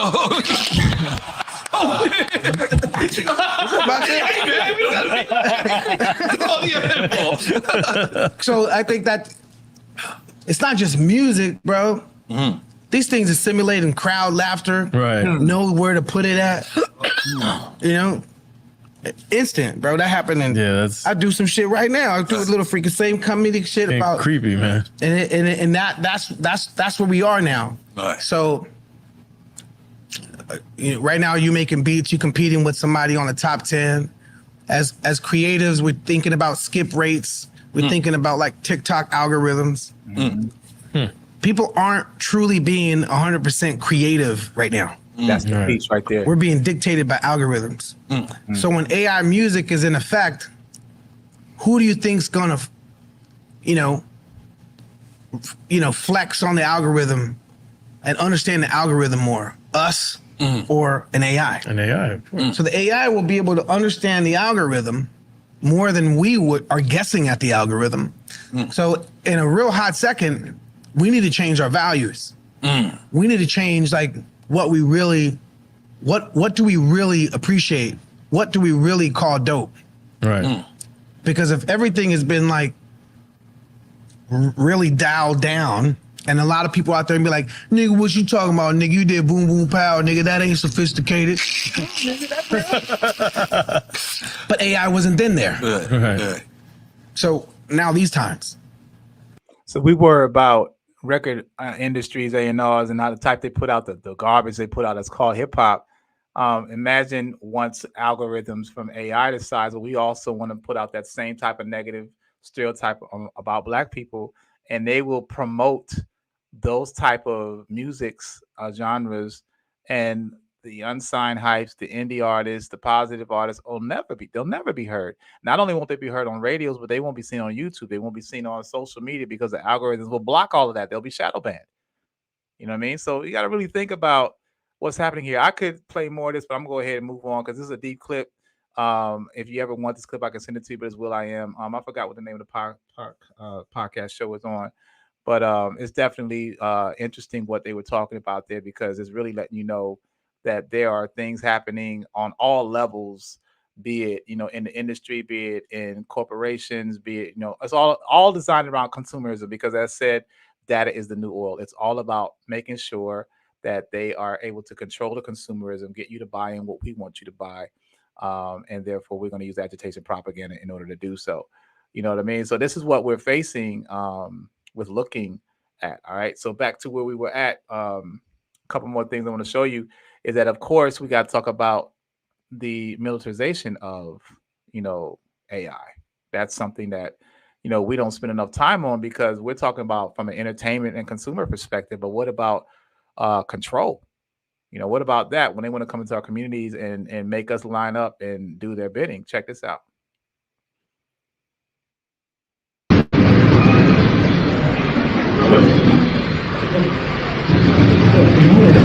I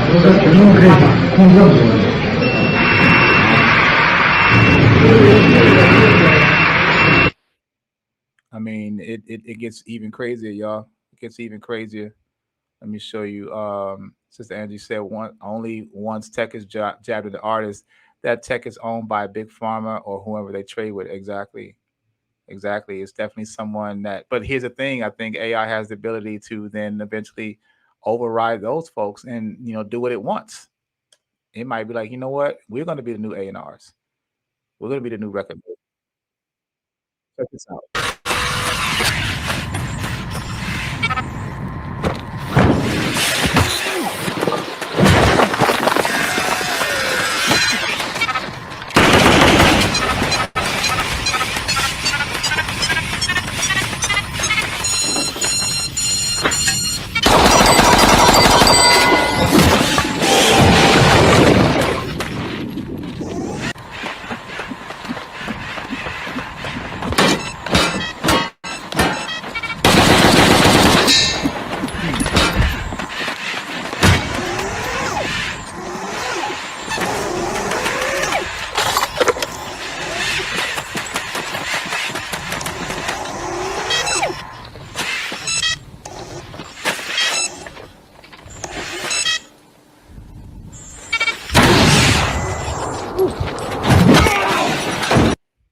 Sorry for the graphic nature, but we need to see this. We need to, not sugarcoat this. This is what's happening, y'all. Is that why are they spending their time, creating these things unless they intend to use it?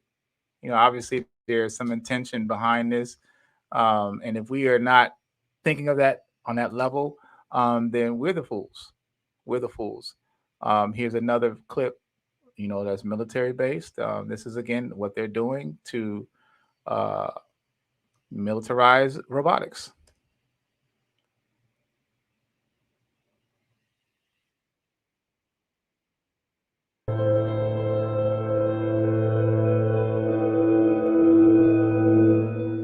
Science fiction has seeped into science reality this week, as a robotics company showed off its sniper rifle-equipped robo-dog at the Association of the U.S. Army's annual convention in Washington, D.C. Sure, the quadruped robot might resemble a good boy, but it's packing a built-in sniper rifle capable of engaging targets from 3/4 of a mile away. The service could operate this robotic weapon system remotely. Importantly, it would only engage targets with permission from a human being. For now. This robo-dog, known as Vision 60, comes from Philadelphia-based Ghost Robotics, a startup focused on legged robots. Previously, we spotted Vision 60 robots in U.S. military service during a 2020 U.S. Air Force exercise at Nellis Air Force Base in Nevada. There, the machines help to establish a security cordon. Air bases, which often require runways that are thousands of feet long, can be difficult to patrol effectively, and the robo-dogs make it easier to rely on fewer humans for the job. This new, armed version of the Vision 60 is equipped with the special-purpose unmanned rifle, Spur. It's a 10-shot rifle chambered in a 6.5mm Creedmoor, a new, medium-caliber, high-velocity, long-range precision round. The Creedmoor is known in shooting circles for having a relatively flat ballistic trajectory, making it more of a hit-what-you-see round at longer ranges than older cartridges like the .308 Winchester. The robot's human controller is in charge of Spur, a 30x electro-optical thermal scope, assists in the weapon's target acquisition and aiming. The Vision 60 looks a lot like Spot, the internet-famous robo-dog from Waltham, Massachusetts-based Boston Dynamics. Both quadruped robots were involved in the September 2020 exercise at Nellis Air Force Base. The similarities don't stop there, either. Both can climb staircases, navigate complicated terrain, and right themselves if they fall over. Vision 60 and Spot each have a maximum payload of 31 pounds. The two robots have the same top speed of 5.24 feet per second, but Ghost Robotics claims Vision 60 will eventually gain the ability to sprint at 9.84 feet per second, or 6.71 miles per hour. Vision 60 is capable of remote-controlled or autonomous operation. In remote-controlled mode, a human operator would select a target and then open fire. However, current U.S. military policy on autonomous systems prohibits automatic target engagement.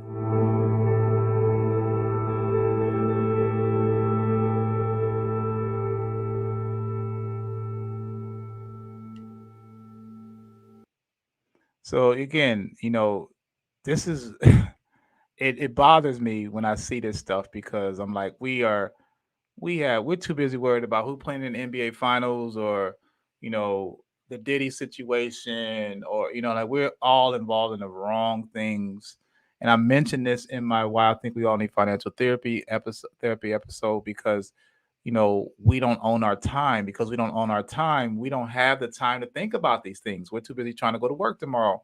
And we come home, we're too tired to think about the future or the very near future, even the one that we're going to be part of. Meanwhile, those that own their time, those that are financially, however they got the money, they got it, and they own their time, that they're using their time to continue the ownership of their time through power, through technology, through resources. And, we're all the none wiser. So therefore, we will be falling into the plan they had planned for us because we're not planning our own. And that's the one thing that really irks me because, to have this conversation, yeah, it's scary, it's pissing you off, and it's easy to turn this podcast off. It's easy to go do away with it and say, you know what, later for Mbwebe tonight. That's too much for me. I don't want to deal with that. But tomorrow you're going to see an autonomous car drive down your street. Or you're going to see like what happened in New York City like 4 or 5 years ago in the Bronx, where they brought that same robotic dog into the hood, into a projects area, trying to de-escalate a so-called situation. And everybody's like, what the hell is this? This damn robotic dog comes out. And at the time it was being put out by, what's the name of the company? I can't remember the name of the company. It's going to come to me. But there was a contract in New York City. Each robotic dog cost $54,000. It was paid by the taxpayer. And it went to the so-called de-escalated issue. But it caused an uproar in the community. And the mayor at the time, I think it was Cuomo, he had to they put pressure on him to cancel the project. Well, the latest mayor, the brother, why am I forgetting his name right now? But the latest mayor, Adams, he actually brought the program back. And he's an ex-cop. So now we're going to be probably seeing, imagine being in Times Square and you're seeing those robotic dogs patrolling the streets, or you're seeing drones flying above, watching everybody and what they're doing. This is what's happening in real time. So we can go ahead and you can turn this episode off and go away and think that this is going away. This is just me running my mouth or whatnot. I'm not doing this for entertainment purposes, y'all. This is really to warn you of what's happening and that we need to, and I'll talk about this in a second, the solutions, because I'm not just going to talk about the problems without bringing into resolutions. But these are things that we are facing. And if we are not taking this seriously, then again, we may be able to die without it happening if you're, depending on how old you are. But your children may suffer. Your grandchildren may suffer for sure, them. Next 30, 40 years, when he said that dog is going to start running, 6 miles an hour, when it can run like a cheetah, nobody can get away from it. And all you got to do is put a little gun barrel on it, and it can shoot you down, right? So what we're talking about is a singularity. We're talking about also, as Elon Musk, I mentioned this, is that Elon Musk is on this plea to want to try to get humans to merge with AI, merge with robotics, not just with prosthetics, but like literally putting a chip in your brain. That is what he is fixated on. Singularity is defined as a hypothetical future point in time at which technological growth becomes uncontrollable and irreversible, resulting in unforeseeable consequences for human civilization. All right. It's also an upgradable intelligent agent that could eventually enter a positive feedback loop of self-improvement cycles, which is what they're talking about. Oh, this will improve your life. Da, da, da. Each new and more intelligent generation appearing more and more rapidly, causing a rapid increase or explosion in intelligence, which will ultimately result in a powerful superintelligence, qualitatively far surpassing all human intelligence. So when we start merging ourselves with technology, we're going to see a whole new breed of humanoid. And who are they going to target? Not you and I that are old enough to know better. They're going to go after our youth. You want an example? I got one for you. Here we go. Let me pull it up. Here we go. Just the two of us. Hey, now that you're working, we can be late to lunch. That's great, thanks very much. Can I take a drinks order? We'll just have a look. Give us a couple of minutes. I wanted to explain. Your dad said you offered to pay rent, but there really is no need, honestly. But I've got work until the autumn. Height of Essence isn't pulling out until October, so there's Listen to what she says. emergency. We won't starve. And after that, well, maybe you can give me advice. When I went to university, they said accountancy was a job for life. But now, thanks to your lot, artificial intelligence can do my job in 1 second flat. I'm going to be quite literally redundant in every way. She's talking about losing her job. Sorry? Will you call me? You mean telephone me? Yes. When? Now. But you're sitting right here. This is why I wanted to have lunch. You just phone me. Now.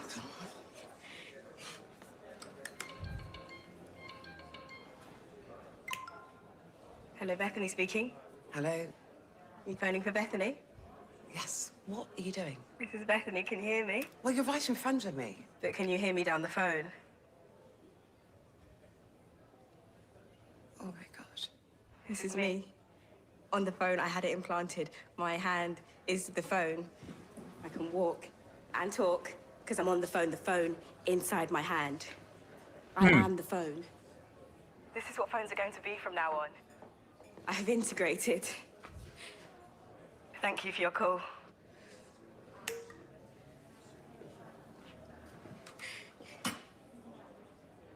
Subdermal implants. They charge themselves with motion like a self-winding watch. And it's on the 22 network. I get signal across 95% of UK 22 mainland, network, 98 by y'all. next year. When I We have what, phoned you, it 5G? was ringing. 22 network. You were ringing. That's the speaker. So small. Okay, Give me but an idea. when did you get this done? That course in Winchester, I had one finger done every night. I still need to use a handset to phone out. Look. Hello? Hi. Okay, but look, I can't believe you had surgery without telling me. Skin plants, not surgery, and I knew you'd be cross. But I'm 18, and you had that tattoo when you were 18, and it's the same sort of thing. And I wanted to ask you, will you do me a favor? What?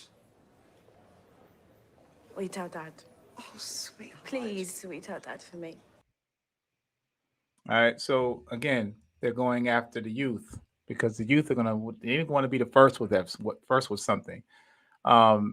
Key things out here and there that she said 22 network, subdermal implants, self-winding power, right? Like you're moving around is what's going to empower it. I see all that. There's going to be, and that's not to say we might not see this in our lifetime, but this is what they're planning. And I, wonder, how will the body be able to accept that? Because it's foreign. You know what I'm saying? And obviously, there's going to be a much more radiation going through the body. You know what I'm saying? So I think that there's going to be some migration over time that the body adapts.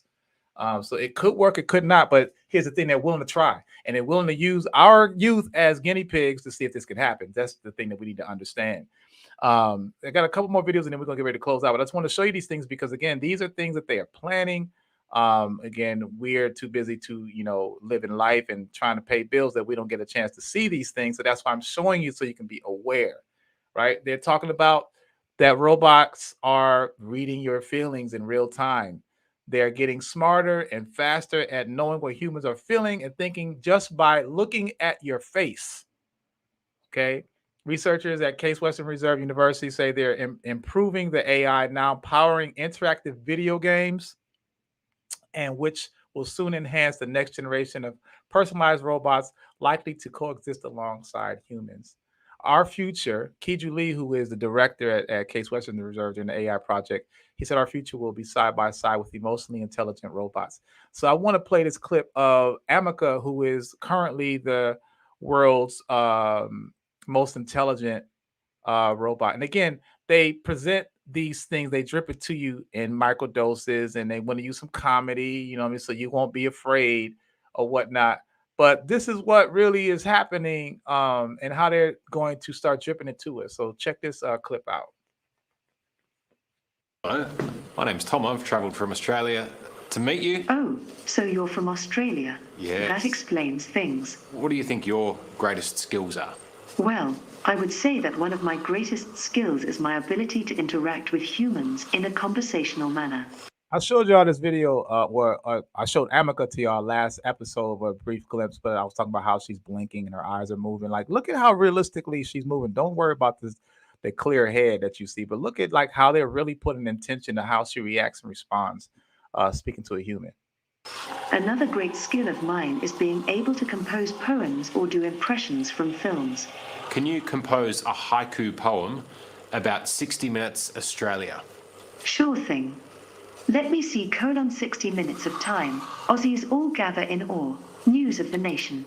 I'll take that on board. That's very nice. Can you sing an Elton John song for me?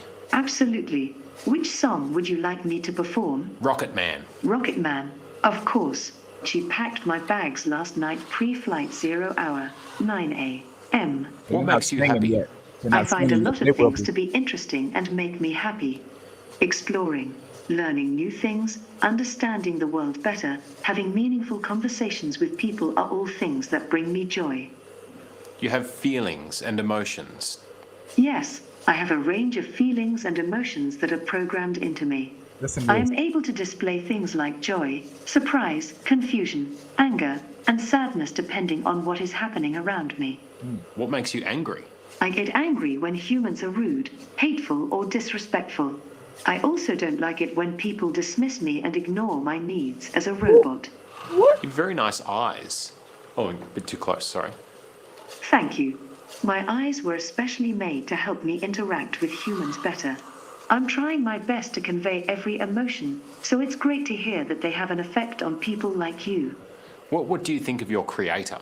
My creator is a genius. They created something that will last forever and bring joy to many people. Did they tell you to say that? No. That was my own opinion.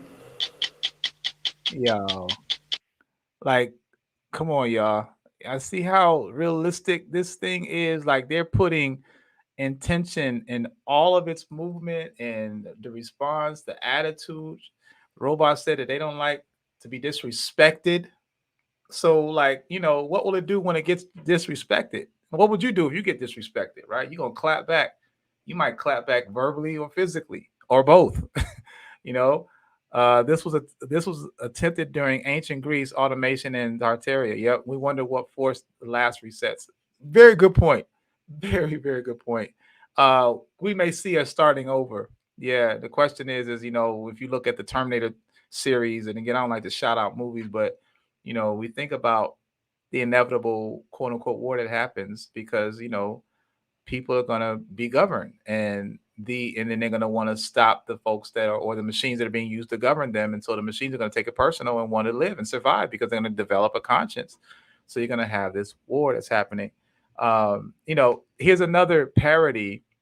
Let me first of all pull up the slide here. Again, they drop these things in ways to make you accept it and not be so shocked about it. So intimacy is the next thing that's happening, right? There are people that are having intimate relations. You have your sex dolls. Now they're having the robotic sex dolls. And on top of that, you have people that are marrying these robots as though they're people, male and female.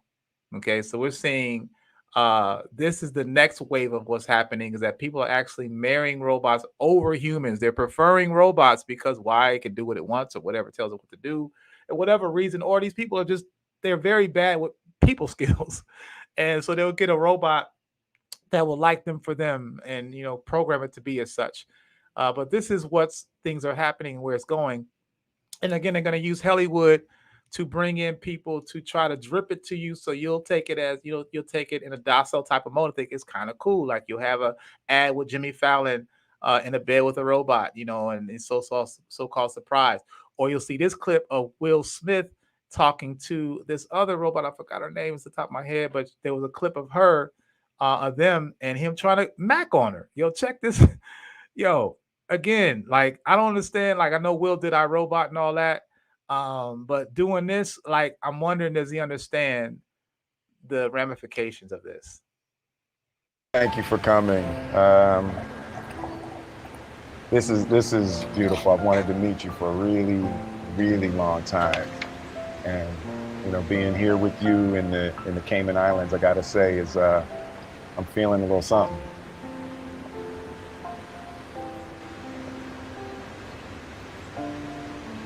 I'll just you can grab it later if you want.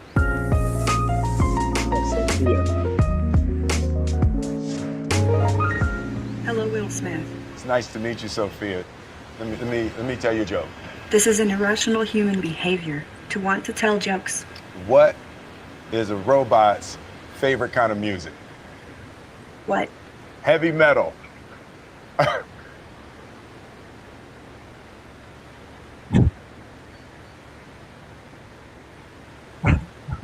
I'm actually made mostly of silicone, plastics, and carbon fiber.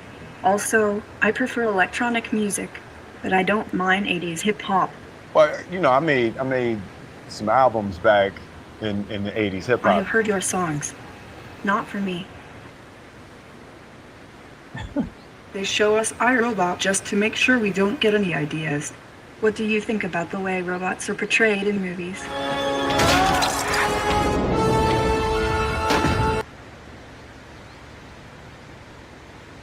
I like robots. Sophia, can I be honest with you? I don't know if it's the island air, or the humidity, or you're just so easy to talk to. You got a clear head, literally.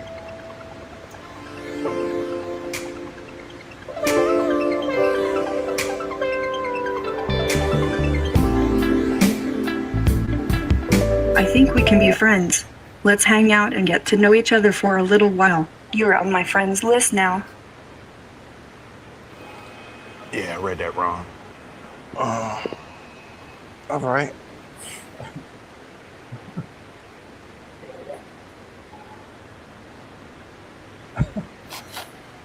Awkward moment. Oh, whale. I just saw a whale. Does your head fog up in this kind of weather, or no? It's cool.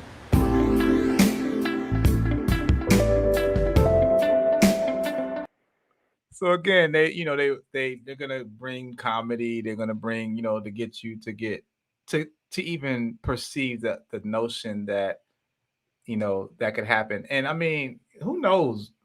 2 years, 5 years, 10 years, probably for sure, probably 10 years from now, you may see people walking down the street with a freaking robot, hand in hand, in love, right? In programmable love, right? We might see these things happening. But again, this is what is in store. There's this move to bring robotics, and robotics are going to have, emotional intelligence integrated over time. But with that said, it makes me think about, the creator, the quote unquote creator that we talk about. And then was the creator created? Is this newest creation? Is man doing what any other creation would do? When it's created and it masters itself, then it starts to create something of an offspring of itself. So, I think about that. And it makes me, I have a couple of episodes that I'm working on, and we're going to be talking about this topic, but I just want to give a little glimpse of it. Is it makes me wonder: are we artificial intelligence? Are we the first, or let's just say we're the latest version? Because our concept of creation is based upon God, right? But there's when you do stories, when you look up history, like for instance, you look up ancient history that goes back 450,000 years ago, you'll learn that there were other creations. There were things called titans. There were, Earth wasn't always here, and there was still life somewhere. And so there's these possibilities now. Now I might be getting space on y'all. You might be like, "Oh, shoot, what is he talking about?" But these are things that we need to understand: is that we are not, first of all, the origin of the human Homo sapiens sapien, who we are. We're older than 2,024 years. Okay, we talked about that in previous podcasts, that our story goes well before that. and even well before Kemet, even before Kush. And so we have to understand that life has been here, and we are continuations of it. We are even modified continuations, be them better or worse. There's thoughts that Titans once ruled the world, and that they were huge, 20 feet, 30 feet tall people, whatever. And that we were created. If you look at the tabernacles, or the tablets, I'm sorry, that there's the Anunnakis, and the Anunnakis are created a race of people because they were created and they were tired of being servants, and they created their own, and the ones they created were us. And so we are, that's depicted if you look at the movie Prometheus. Prometheus came out, I think it was in 2018, 2012, something like that. And the beginning of it talks about, this is a precursor to the movie Aliens. I'm not really talking about the alien portion, but Prometheus is actually an earlier version of the humanoid species, the Homo sapien sapien, in that we evolved from them according to this movie. But there's also science and history that proves or beckons that to be looked at as a possibility.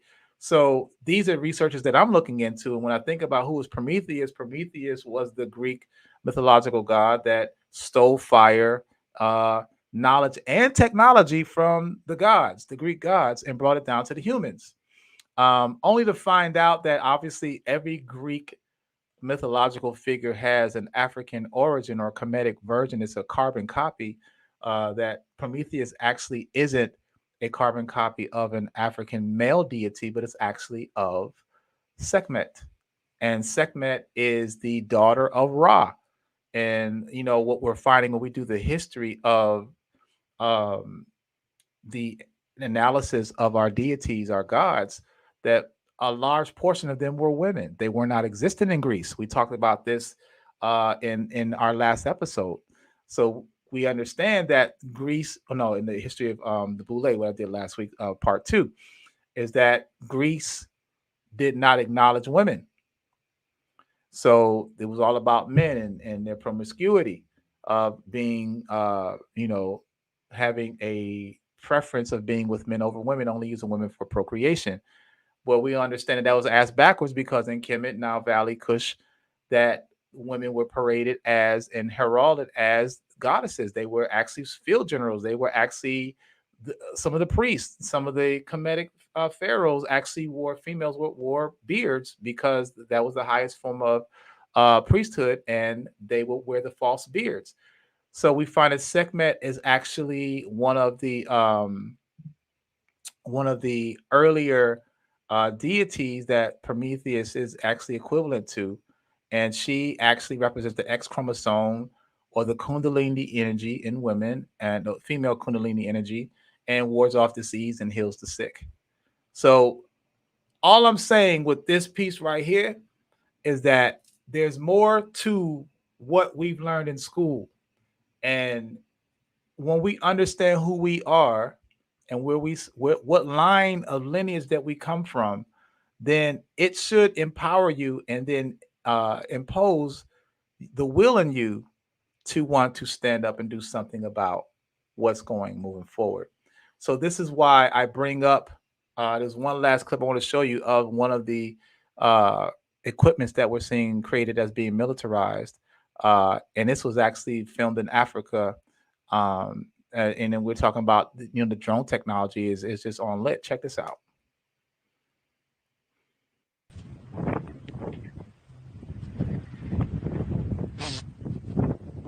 That's a drone, y'all. Has all the movements of a fly.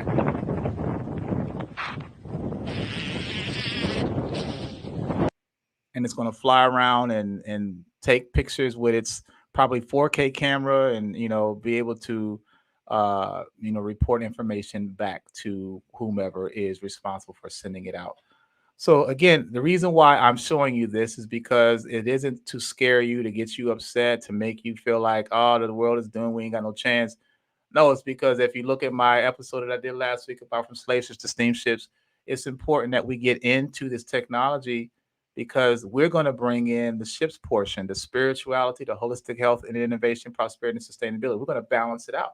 And we need to be involved in this, not just our kids and getting in science because we think it's about school, but as an adult, we need to also be understanding the instruments of using STEAM, science, technology, engineering, math, and science, and math. I'm sorry, and adding again the ship's component to it for our survival.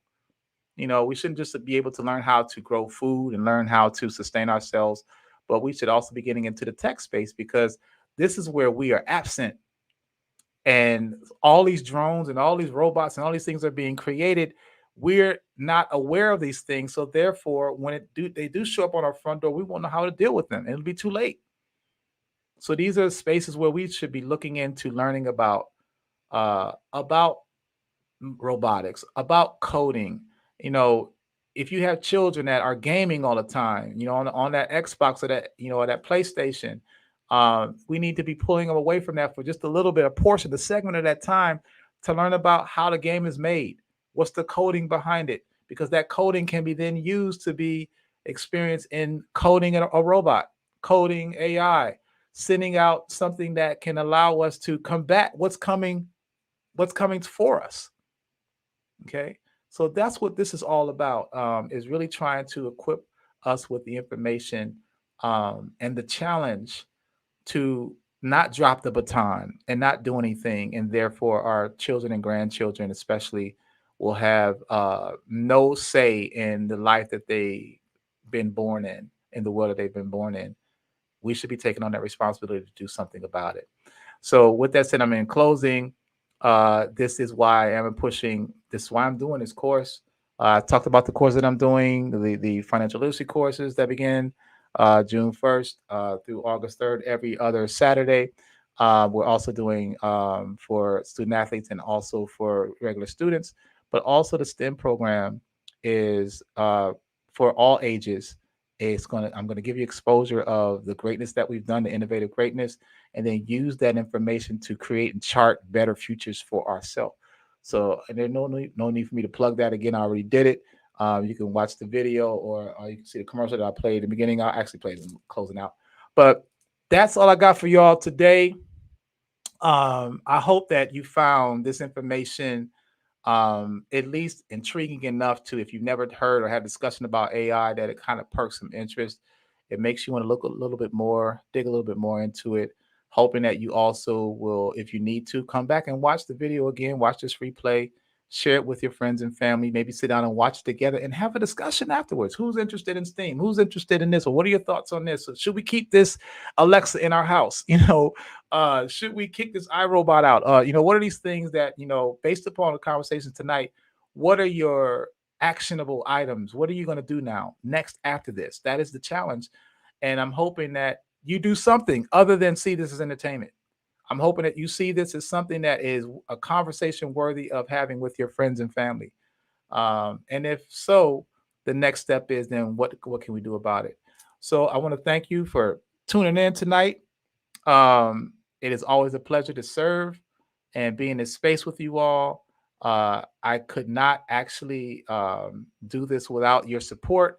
So I give thanks for you tuning in every night, watching the replays, you know, liking and supporting. If you haven't already, please do. And, you know, tuning in. Tomorrow we got another episode. We're going to be talking about what are they putting in our foods. And again, we're covering these 10 areas of people activity, y'all. We're going in because we don't have the time to play. So that's what this space is for us to talk about what's happening so that we can now chart better ways to get to freedom that we desire. So with that said, I give thanks, Madase Pa, for your time. I look forward to seeing you next time. Blessings to each and every one of you. And I will close out with this. Bang, bang, bang. Here we go.